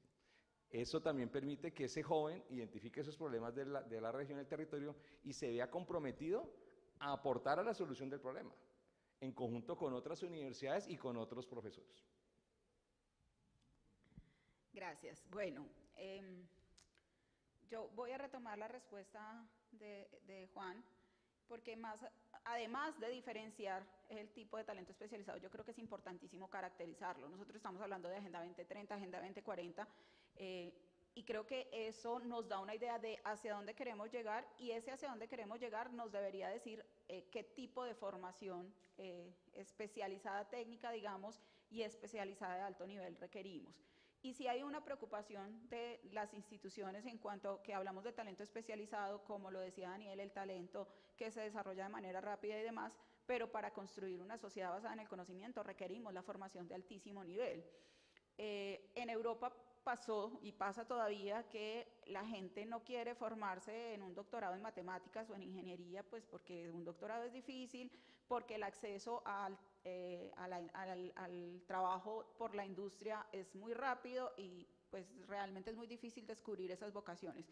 Entonces, aquí vuelvo a lo que decía también Juan, es importantísimo trabajar en el desarrollo de esas vocaciones y en que realmente sea atractivo, incluso con una competencia industrial. O sea, ¿qué ofrecemos a la gente que realmente tiene las habilidades, las capacidades y quiere hacerlo para que siga una formación de alto nivel? Porque eso a futuro, y lo han demostrado ciudades como Boston, como el País Vasco, al futuro nos va a retribuir como ciudad en una industria basada en conocimiento. Entonces yo creo que un ejercicio que deberíamos hacer las universidades, probablemente liderado de las universidades y en compañía del Estado y demás, es poder definir cuál es esa necesidad de talento de alto nivel que se requiere y establecer estrategias para fomentarlo. Y esas estrategias van sí o sí ligados a becas y a posiciones, pues digamos que con beneficio económico, porque pues la gente que estudia doctorado también necesita eso.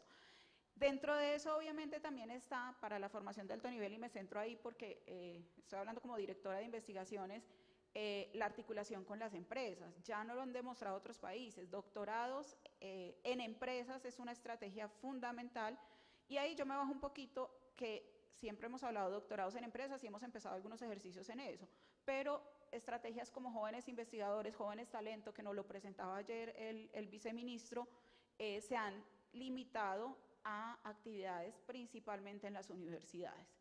Y ya lo dije, las universidades en este momento todavía tenemos una visión un poco reducida de lo que es la inserción en actividades de ciencia, tecnología e innovación desde la investigación, y yo creo que tenemos que abrir esos procesos de formación de jóvenes talento para que nos articulemos con la empresa y demos la visión de la CTI aplicada a la empresa, con lo local, con los territorios, con las juntas de acción, como lo decía anteriormente el profesor, para que esas estrategias de jóvenes talento vayan más allá de una actividad, digamos, científica de laboratorio, y contribuya a que las personas que hacen participación en esto vayan de una vez pensando en resolver problemas, digamos que de territorio. Entonces, creo que es una estrategia que nos debemos y que podría ser. Resumo entonces: jóvenes investigadores, jóvenes talentos, estudiantes de pregrado, en articulación con empresa, Estado y sociedad civil, y fundamental, formación de alto nivel financiada, que se realmente promueva que la gente quiera hacer una formación de doctorado, ojalá resolviendo problemas locales y en la industria nacional. De acuerdo, y inclusive sumaría también a estas importantes respuestas el apoyo del Estado a una escala, pues obviamente ya territorial, porque nosotros identificamos dentro del contexto de la política de ciencia y tecnología y la estrategia de Valle del Software la fuga de cerebros. Nosotros tenemos aquí digamos, un reto bastante importante a superar, y es que podamos retener ese talento, porque estamos formando la gente y otras empresas internacionales se nos llevan ese talento porque les mejoran el salario, ¿cierto? Entonces, yo creo que desde esas perspectivas obviamente vamos a tener una mayor apropiación de ese conocimiento y de la retención de ese talento en Medellín. Yo, después de esta ronda, que es la segunda de preguntas, resalto lo siguiente, y es que parece que las universidades o todo el sector educativo necesitan generar una estrategia. El problema no es de doctorados, el problema es de ir a la raíz, a la base, a donde están los más pequeños, para incentivar que puedan estudiar y puedan subir cada vez más de categoría y de nivel, para que tengan su conocimiento en un nivel top que les permita entrar a un mercado. Ahora, en la charla anterior, la decana de la Universidad de La Sabana nos presentaba una diapositiva donde había una cifra bastante alarmante, 0.01, si no estoy mal, si no me falla la memoria, en temas de STEM en Colombia. ¿Cómo la universidad en este momento puede atacar, digamos, esa falencia? Eso no es una pregunta, eso yo creo que ahorita lo vamos a formular en las siguientes, pero yo me hago esa pregunta, ¿cierto? Para que continuemos, voy con la tercera, ¿cierto? Vamos por la tercera. Claro. Dice: teniendo en cuenta que el Estado debe garantizar las condiciones necesarias para la generación de un verdadero proceso de fomento, apropiación y transferencia del conocimiento, ¿cuál debería ser la responsabilidad de los investigadores y expertos y jóvenes investigadores en la solución de las necesidades del territorio? Empezamos con la doctora Gloria. Bueno, yo creo que se resume en lo que ya hemos venido conversando. Creo que es pertinencia.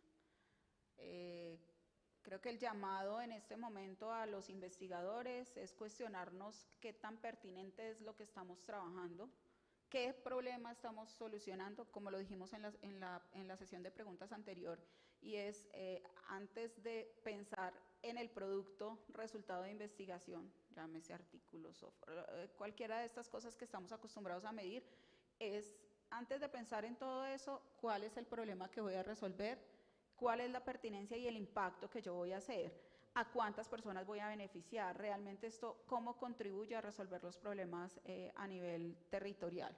Y yo creo que esa es la principal responsabilidad, voltear a ver la pertinencia de nuestro trabajo de investigación, de nuestros procesos formativos, porque no lo dije en la respuesta anterior, pero una obligatoriedad de las universidades obviamente es en formar este sentido de pertinencia de lo que hacen nuestros estudiantes y respondernos antes de cualquier cosa y antes de pensar en el resultado, pensar en el problema. Yo creería que esa es la principal responsabilidad en este momento.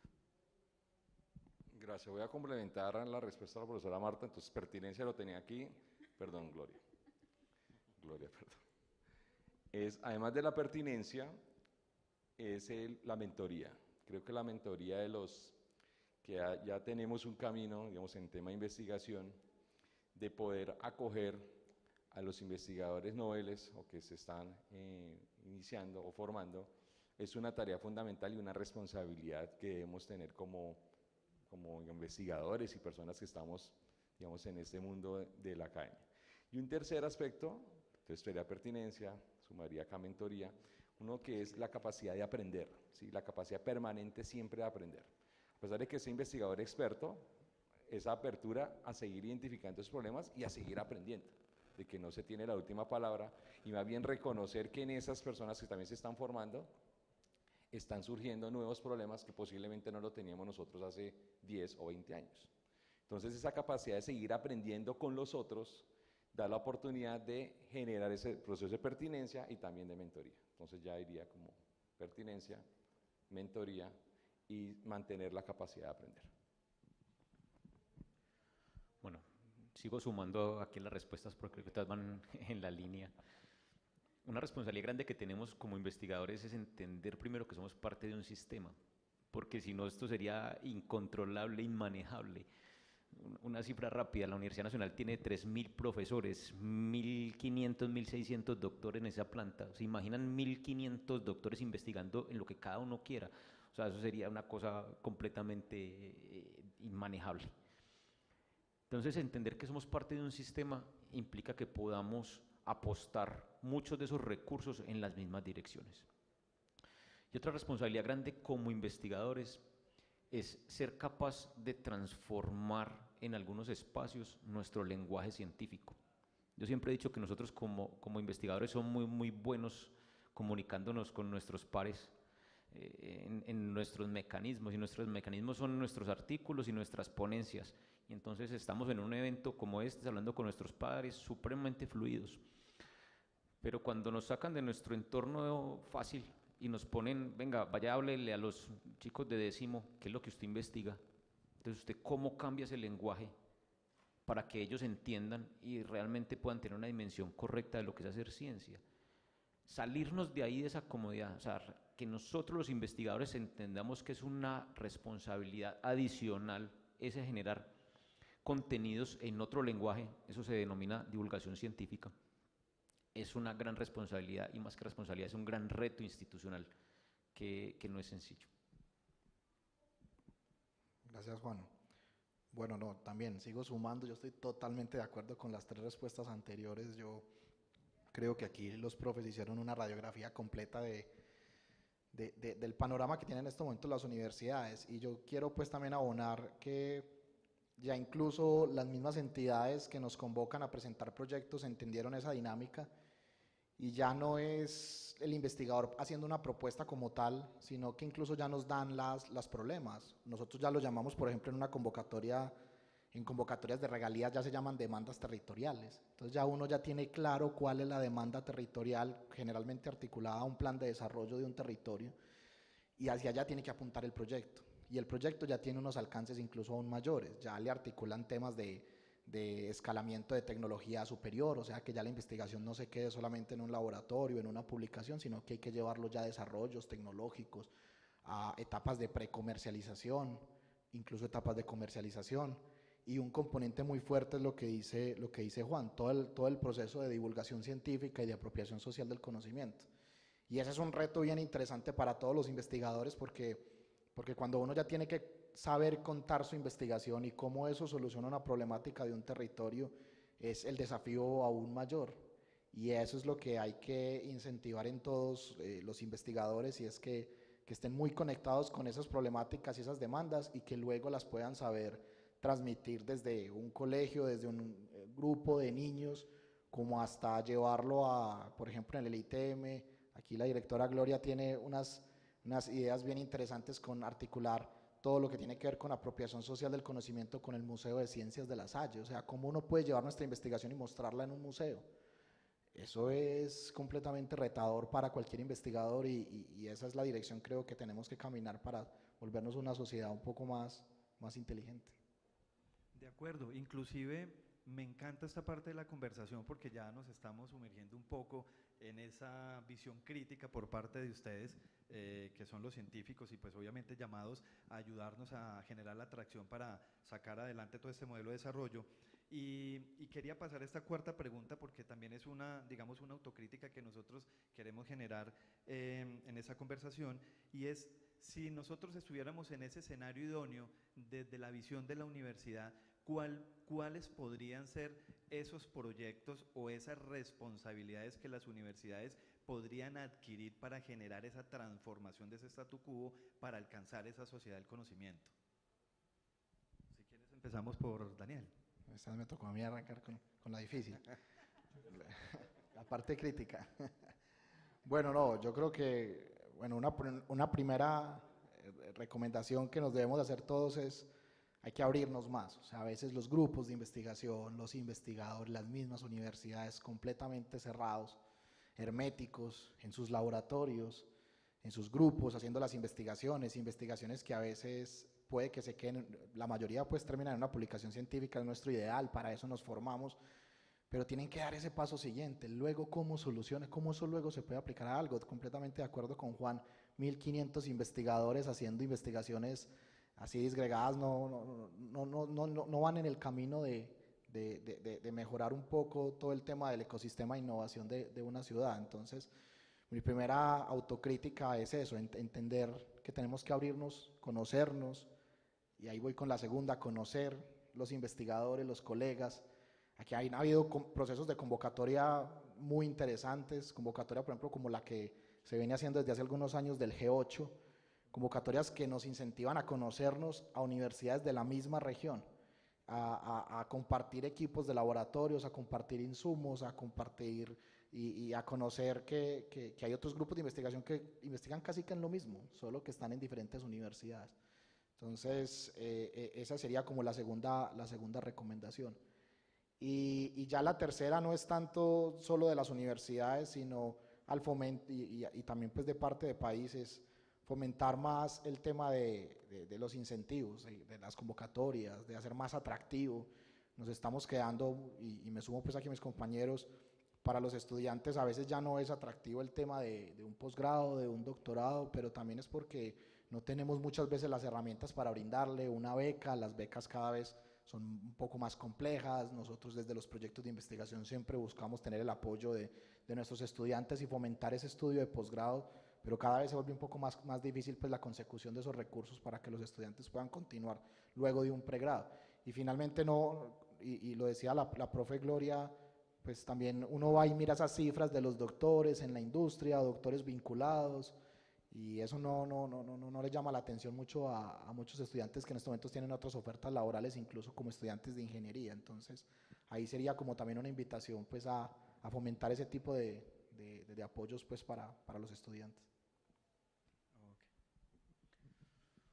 Bueno, yo creo que desde la perspectiva, como lo hemos venido conversando en este espacio, la universidad tiene una responsabilidad enorme como articulador. Tiene que ser capaz de traer esas otras participantes del sistema, decirles: desarrollemos cosas conjuntas. Entonces, fundamental que se vea como ese que propicia esa articulación. Segundo, ya lo dije, divulgación científica es una responsabilidad enorme que tenemos, ser capaces de que nuestros investigadores sigan creando conocimiento, pero que vayan más allá del artículo, de la ponencia, de la patente, del modelo de utilidad, de lo que somos muy buenos, pero que ahí se quedó el conocimiento. Y tenemos que ser capaces de hacer modelos de transferencia de ese conocimiento. Estamos arrancando, por ejemplo, toda la ley de spin-off que es reciente, nos ha permitido y nos ha obligado a pensar de una manera distinta como universidad. Y lo último, apropiación social del conocimiento. Divulgación científica va en la ruta de apropiación social del conocimiento, articulación es meter toda esta gente en un mismo paquete a crear soluciones. Y como dice la rectora, del escritorio al territorio, es realmente vea eso que está allá, y por eso la Universidad Nacional de Colombia tiene 9 sedes, 4 de presencia nacional, donde realmente hay personas en unas condiciones muy, muy desfavorables que requieren que toda esa ciencia que se produce en las universidades realmente llegue hasta allá. Esos serían mis 3 puntos. Gracias. Vale, gracias. Un primer aspecto, creo que es necesario conocernos dentro de la universidad quiénes somos. Efectivamente, lo que decías, en algunos casos, en algunas convocatorias o a veces propuestas, no conocemos quiénes somos y a veces cuesta entre nosotros mismos en las facultades a veces proyectar personas que puedan presentarse a los proyectos. Entonces, creo que una primera gran crítica, a veces miramos a veces mucho a lo externo, pero no sabemos quién está al lado a veces en nuestra oficina y qué está investigando, que posiblemente puede estar investigando situaciones muy similares, y evitaría inclusive mucho desgaste emocional administrativo para poder responder a eso. Entonces, una primera invitación, y esto también cuando nosotros trabajamos con los colegios, pasa también en los colegios. O sea, esto que pasa en las universidades pasa en los colegios. A veces lo que hace un profesor en su aula de clase en tercero A veces no sabe qué está pasando en tercero B. Y estamos hablando. Entonces, un primer aspecto para analizar. Segundo, complementado a lo que dice Juan, el tema de la divulgación y la divulgación, creo que tiene una máxima que a mí siempre me ha llamado la atención, es la alfabetización científica crítica.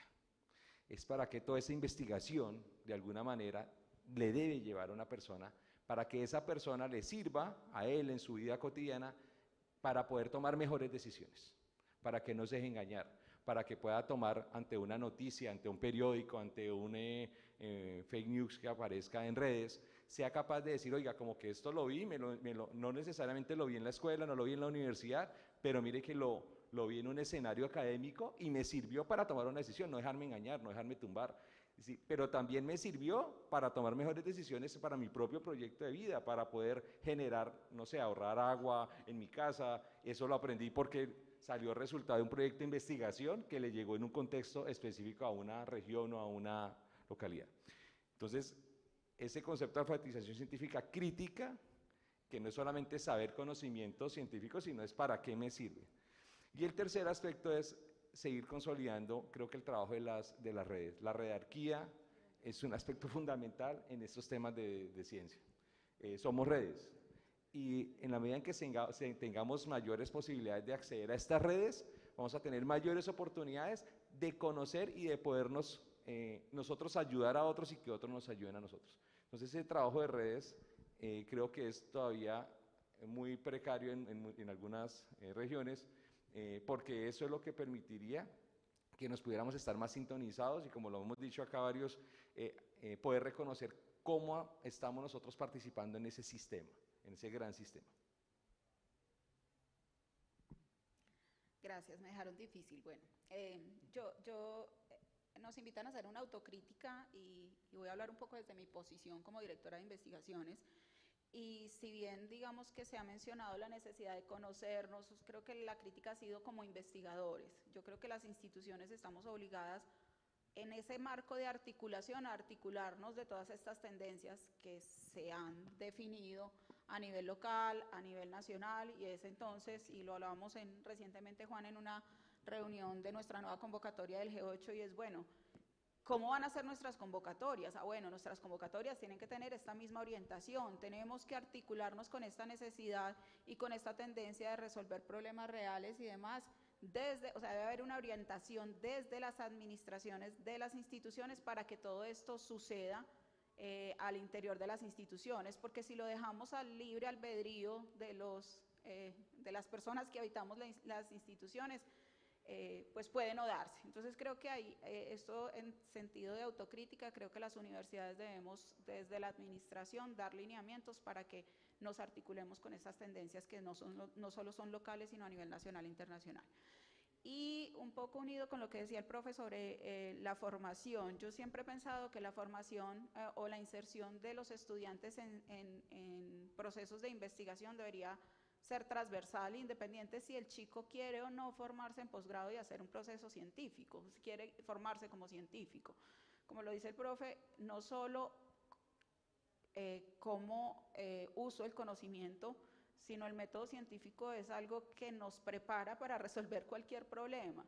Entonces creo que la formación desde el método científico, yo lo llamo pensamiento científico, de plantear problemas, entenderlos, preguntarme y proponer soluciones desde mi conocimiento y generando nuevo conocimiento independiente de que vayan a ser o no investigadores, debería ser algo que nos planteáramos las universidades. Algunas lo tienen dentro de su proceso de formación transversal, pero creo que este es un llamado, por lo menos a lo que nosotros, ahora siendo Distrito de Ciencia, Tecnología e Innovación, debería haber un lineamiento en el que todas las universidades del distrito deberíamos tener esa orientación, porque eso va a hacer que, como lo decía el profe, los ciudadanos pensemos y resolvamos nuestros problemas cotidianos de manera diferente.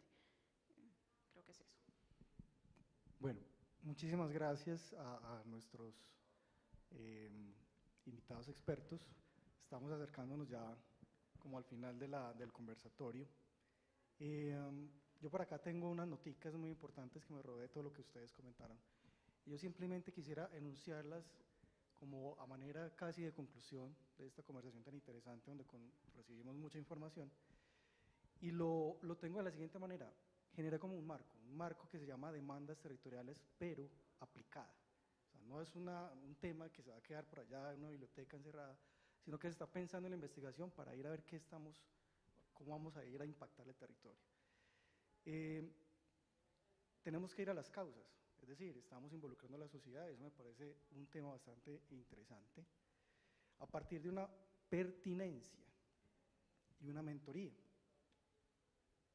que vaya a incentivar la raíz, que son todos aquellos pequeños que estamos formando para poder incentivarlos, a partir de una divulgación científica y finalmente juntos para generar esa red que, como ustedes lo expresan, en común, están siempre cuando se juntan, están de acuerdo en las cosas, entonces están construyendo una red de conocimiento o una red una red potente que nos va a permitir trascender el tema y transformar el tema de la educación. De acuerdo, inclusive afortunadamente todavía tenemos 10 minuticos que yo creo que a modo de conclusión, más que todo creo que alcanzaríamos a hacer esta última pregunta que me parece que es muy estratégica y creería yo resumiría ese conversatorio.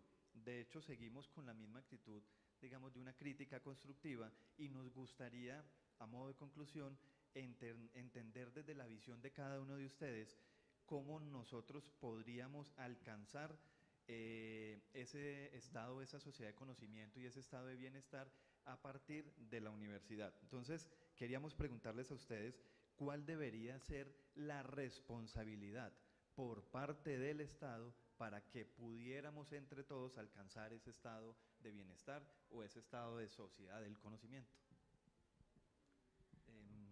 Bueno, sí, yo pienso principalmente el Estado debe orientar.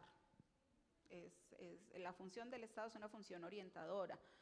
La política debe orientarnos a los otros actores para poder definir claramente cuál es nuestro papel y cómo llegar pues, hacia lo que queremos. El Estado también debería de alguna manera integrar y hacer el llamado a los actores para que podamos responder, por ejemplo, de la identificación. Nosotros estamos diciendo demandas territoriales. ¿Quién define las demandas territoriales? El sentir de la población es una parte, pero es un sentir, pero también los investigadores si somos llamados podemos participar en esa definición de las demandas territoriales porque el conocimiento nos permite observar las cosas de otra manera. Entonces yo creo que el Estado principalmente orientador, en segundo sentido, digamos que articulador desde el punto de vista de hacer el llamado a todos los participantes, todos los actores, y efectivamente pues hay una condición que es muy importante y es la financiación. O sea, el desarrollo de un distrito de ciencia, tecnología e innovación, el desarrollo de territorios inteligentes requiere una financiación. Si bien no toda debe venir del Estado, el Estado sí puede establecer lineamientos, políticas, estrategias que permitan que otros actores pues, se involucren y participen de esa financiación. Y eso solo se puede a través de políticas y normativas. Entonces, yo diría que esos son como desde mi punto de vista, los tres principales papeles. Y voy a agregar uno del que no debe ser, y perdón que no es la pregunta, pero en sentido crítico, creo que a veces hemos confundido el papel del Estado en el que nos dicen esto es en lo que se debe investigar. Y creo que ahí, si no hacemos el ejercicio de la identificación concreta y correcta de los problemas, pues el Estado no debería dar esos lineamientos sin esa claridad. Gracias.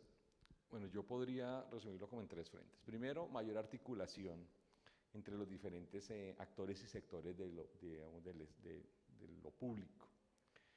Uno mira, todos tienen muy buenas intenciones y creo que todas las personas que están ahí, de alguna manera, los constructores de política pública tienen la necesidad siempre de pensar lo que se considera que es lo mejor. Entonces, hay un primer aspecto de articulación que estará ligado al segundo y es estar muy abierto a todos los sectores de la sociedad. Y pareciera que en muchos casos se abren unos espacios a diferentes comunidades, pero esa voz de esas comunidades en últimas termina siendo invisibilizadas en últimas por los constructores y diseñadores de esas políticas. Colombia es un país muy diverso, un país bastante complejo, muy grande, con muchas regiones, muchos territorios, y poder llegar a definir esas necesidades y esas particularidades incluye necesariamente escuchar esas voces, pero que esas voces estén donde estén relacionadas y fomentando, digamos, la reacción de esas políticas públicas. Y el tercero, acá coincido, es el aspecto, digamos, de la financiación. ¿Sí? Se hablan en muchos escenarios, en muchos momentos, de querer muchas cosas, pero la financiación, pues, es necesaria. Y es ahí donde viene no solamente, digamos, de parte del Estado, sino mayor posibilidad y articulación con el sector productivo para que se pueda generar esa financiación tan necesaria para poder cumplir y responder a esas necesidades y lo que aparece en muchos casos en la política pública. Creo que no va a decir nada distinto. No se puede investigar sin recursos. Nuestro mayor financiador siempre ha sido, en su tiempo, Colciencias, ahora Minciencias, ahora Regalías. Financiación tiene que provenir del Estado en su manera más básica. Que eso atraiga nuevos capitales para hacer inversión adicional es válido, pero siempre tiene que haber una cuota inicial, llamémoslo así, por parte del Estado. Y lo otro, totalmente de acuerdo, es si nosotros desde los que generamos ciencia y conocimiento tenemos una política pública clara en la que nos vamos incluidos desde su misma construcción, creo que eso es beneficioso para el país. Entonces es importante que el Estado reconozca en la academia un excelente aliado para diseñar toda la parte de política pública. Gracias, Juan. Igual, articulación, presupuesto, y de pronto le puedo sumar la última y es generación de los espacios, o sea, que se sigan generando estos espacios de encuentro donde podamos ahí confluir muchos actores, donde podamos conversar sobre las necesidades y luego de allí se tomen decisiones para avanzar. Ya se hacen muchos, pero de pronto no a la velocidad que uno quisiera, ¿cierto? Para que se establezcan todas esas políticas y todas esas necesidades. Entonces, esa sería como una recomendación final ya para todo lo que dicen mis compañeros. Ok, yo creo que las respuestas fueron muy contundentes y sobre todo en esta conclusión final, Sí, el tema de financiación pues obviamente es superlativo y también definir la posición de sujeto de cada una de las instituciones y entender hasta dónde es el alcance de cada una de ellas para que pues obviamente haya una sinergia y una sistematización de esos procesos. Yo creo que ese es un aporte muy, muy importante, Steve. Sí, señor, así es. Pues yo creo que ya con esta última pregunta cerramos el conversatorio. Yo quiero darle las gracias a la profesora Gloria Mercedes Díaz, al profesor Carlos Humberto Barreto, al profesor Juan Fernando Ramírez y al profesor Daniel González Montoya. Y también agradecerles a todas las personas que participaron del evento. Yo creo que damos por terminado el conversatorio. Sí, claro que sí. Muchísimas gracias a todos ustedes. Muchas gracias. Muy amables.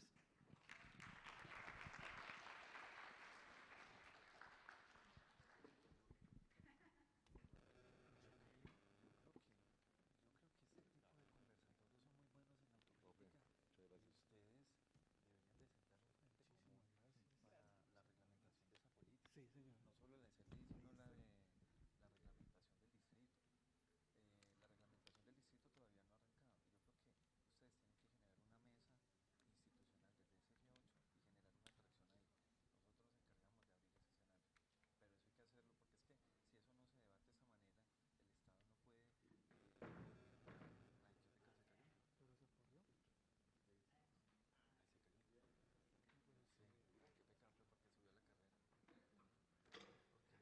no ha arrancado. Yo creo que ustedes tienen que generar una mesa institucional desde SG8 y generar una atracción ahí.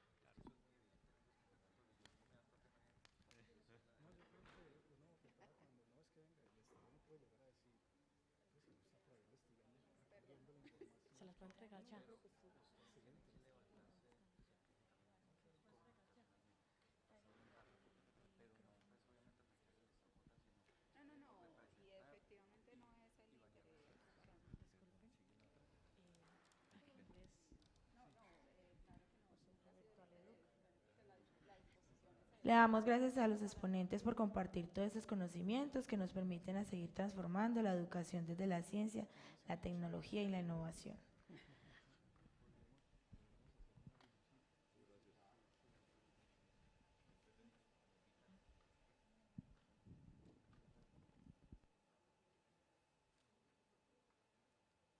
las vas a presentar.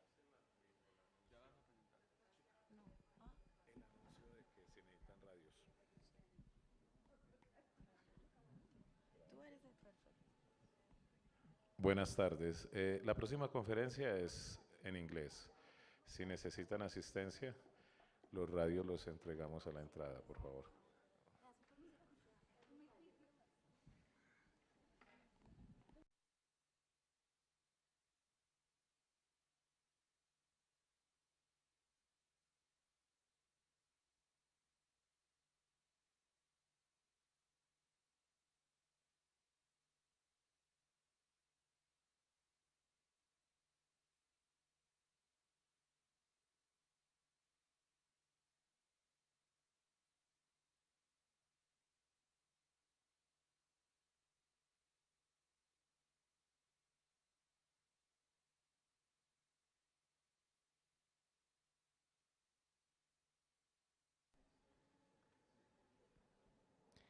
Le damos la bienvenida a Marisa Curry, directora ejecutiva de NCLS. Marisa Curry, directora ejecutiva para el desarrollo de programas en the National Society of the Leadership and the Success. Sí.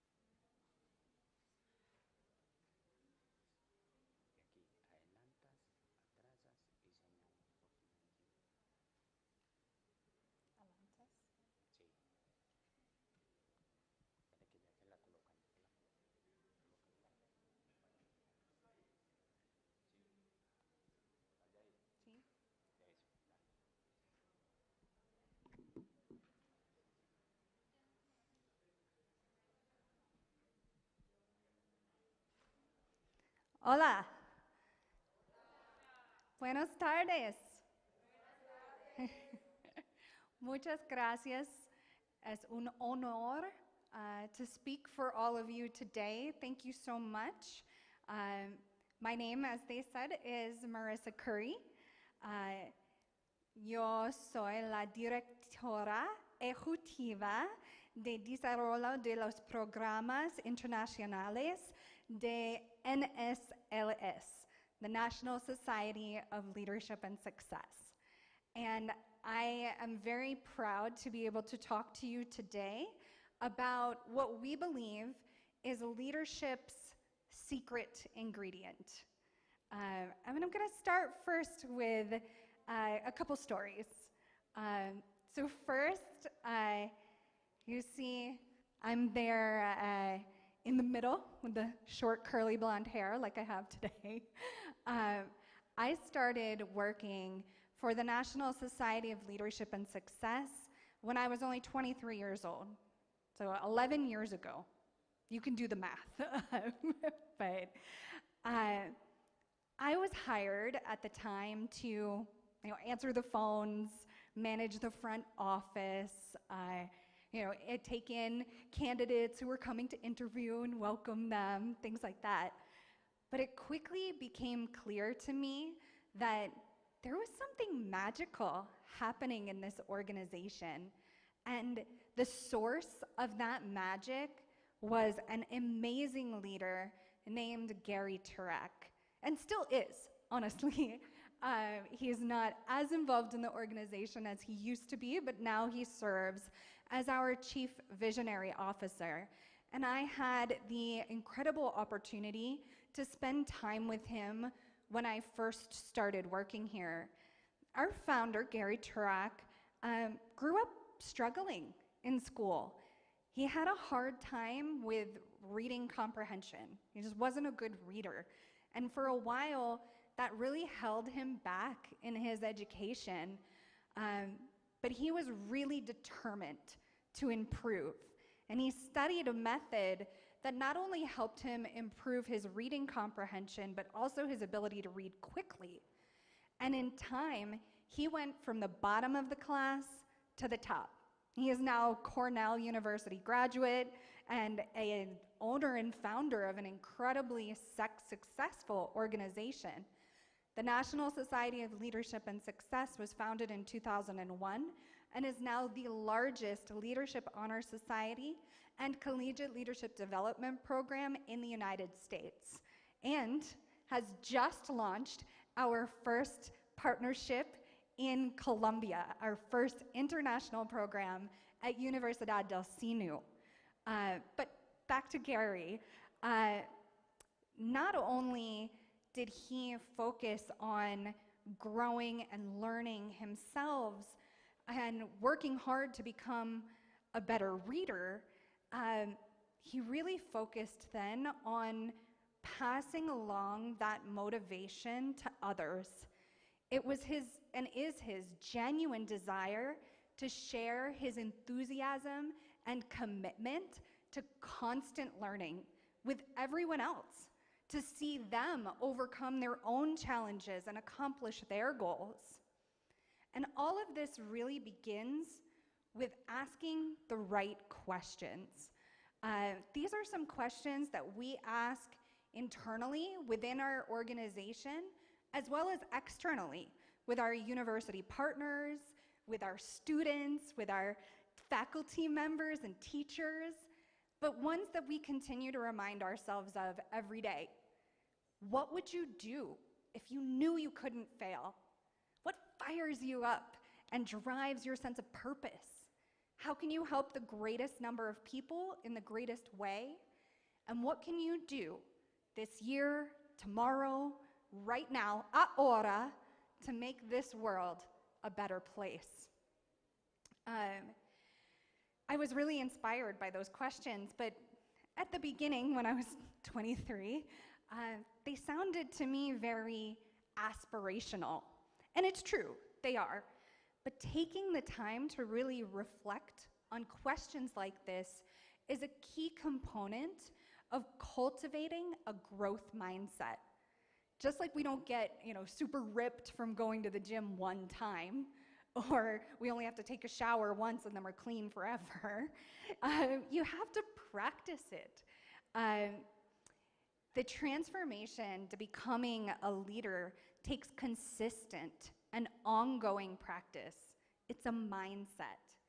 And this mindset calls for us to think about leaders not just as people who sit at the helm of a business or lead a committee or a board, or people who stand in front of an audience or a classroom, but leadership can come from anywhere.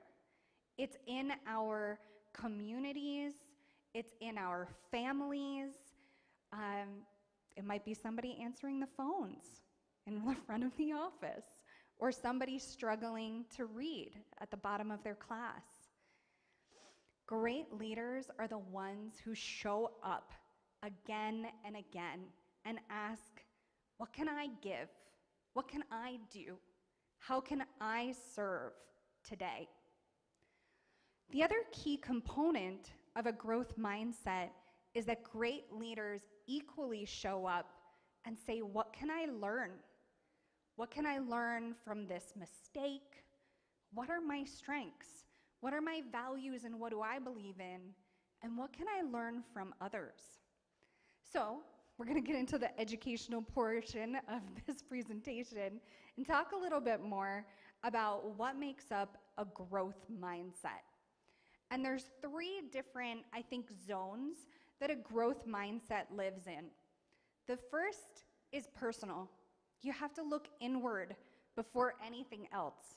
Reflect. Find your why. The next is situational.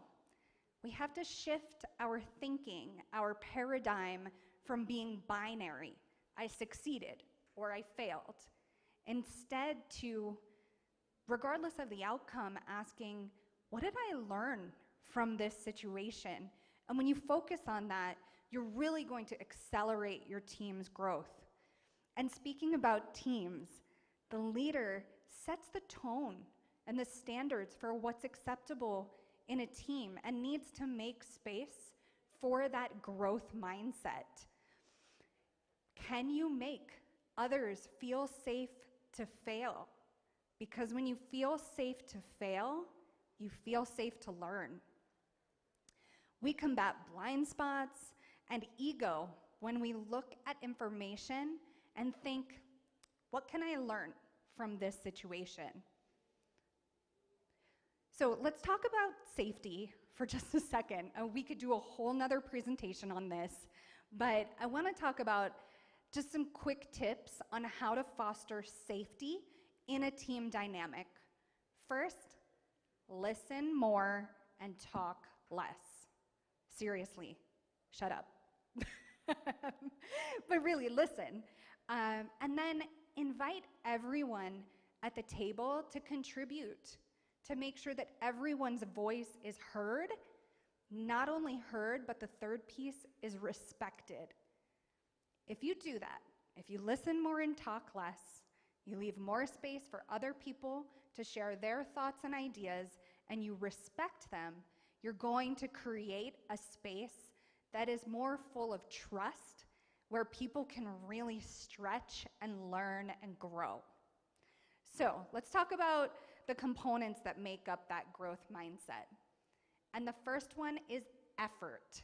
People with a growth mindset understand that practice, that results come from effort. It is not a natural talent that leads to our success. I wasn't born a leader, you weren't born a leader either. We grew and developed the skills of leadership, and that's really a core piece of our organization's beliefs and ethos. The next is a growth mindset allows you to have a vision.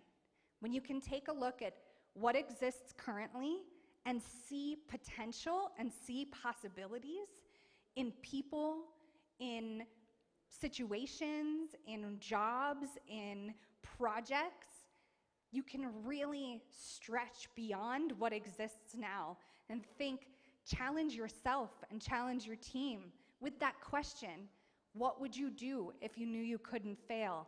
And if we do this, regardless of the outcome, what can we learn? The last component that I want to talk about to a growth mindset is humility. In order to turn those visions into action, we have to start from a place of humility. When we truly understand that we do not know everything, it's only then that we can meaningfully open up ourselves to that spirit of inquiry and ask questions and learn. Remember that leaders always have something to teach us, but they always have something to learn too. So I'm going to talk a little bit also about the practical application of this. So what does it look like? What does someone do when they have a growth mindset? And the first is that you believe that your achievements come from your effort, your access, and your support, not just your talent. You are willing to learn from your mistakes and to share those with others. When I make a mistake, I tell my team about it. Oh, I screwed that up. Sorry, guys. Here's what I learned from it. We're going to do it differently next time. But it allows them to learn from your experience as well, and you can share that learning with others. You also find value in feedback and criticism. My fantastic team is here, and I know they're going to chuckle a little bit at this, but feedback es un regalo. It's a gift. It helps us grow every time we get it. You believe that your abilities can be changed and developed, that if you practice something, you can get better at it. You're willing to ask questions and admit when you don't know something. But as a result of that, people with a growth mindset also seek out more challenging tasks and take on risks because they can see that vision of what's possible and they aren't as afraid to fail. So what happens when you have a growth mindset and when you put these things into practice? You become more adaptable, you become more resilient, and you're able to make positive and productive actions. In fact, just a quick statistic, students who held a growth mindset were 3 times more likely to score in the top 20% of their class on any test, while students who have a fixed mindset, who believe that we're born with the talents and abilities that we're going to have, are 4 times more likely to end up in the bottom 20%. So it's crucial that we as educators spend time fostering a growth mindset for our students. It can really make the difference in their success, in this world, in their lives, at home, and in their professions. There are a lot of qualities that truly make a fantastic leader. Building trust, communicating with transparency as often as possible, advocating for inclusion. We know that when we have a diverse group of people, we tend to have better outcomes. They lean in and remain attentive and listen to others. They have their own strong set of values, and they share those with their team and their colleagues. They're persistent, but that secret sauce, that magic ingredient, is that they have a growth mindset. A great leader is also a great listener, a great inclusive community builder, and a lifelong learner. This is the component of leadership that keeps the door open wide to possibilities. It's what encourages and inspires others to continue working towards a goal or even to take a leap of faith. It's what keeps us feeling hopeful and happy, even when maybe the journey didn't go as planned, as many of them don't. Who's taken a flight recently that had a delay or an issue? Yeah, me too. And it's very easy in those moments to feel stressed and frustrated. Things are out of your control. But when you have a growth mindset, you can be more adaptable. okay, that's what happened. What am I going to do differently from here? And this growth mindset is what keeps us humble and provides us with this constant reminder to really be that lifelong learner. So I hope today that you'll take this and put it into action in your classrooms, in your workspaces, challenge yourself and others to practice this growth mindset and think beyond what's possible today. Thank you all so much for your time. It was an absolute honor to have this space to speak to you, and I hope you have a fantastic rest of your day.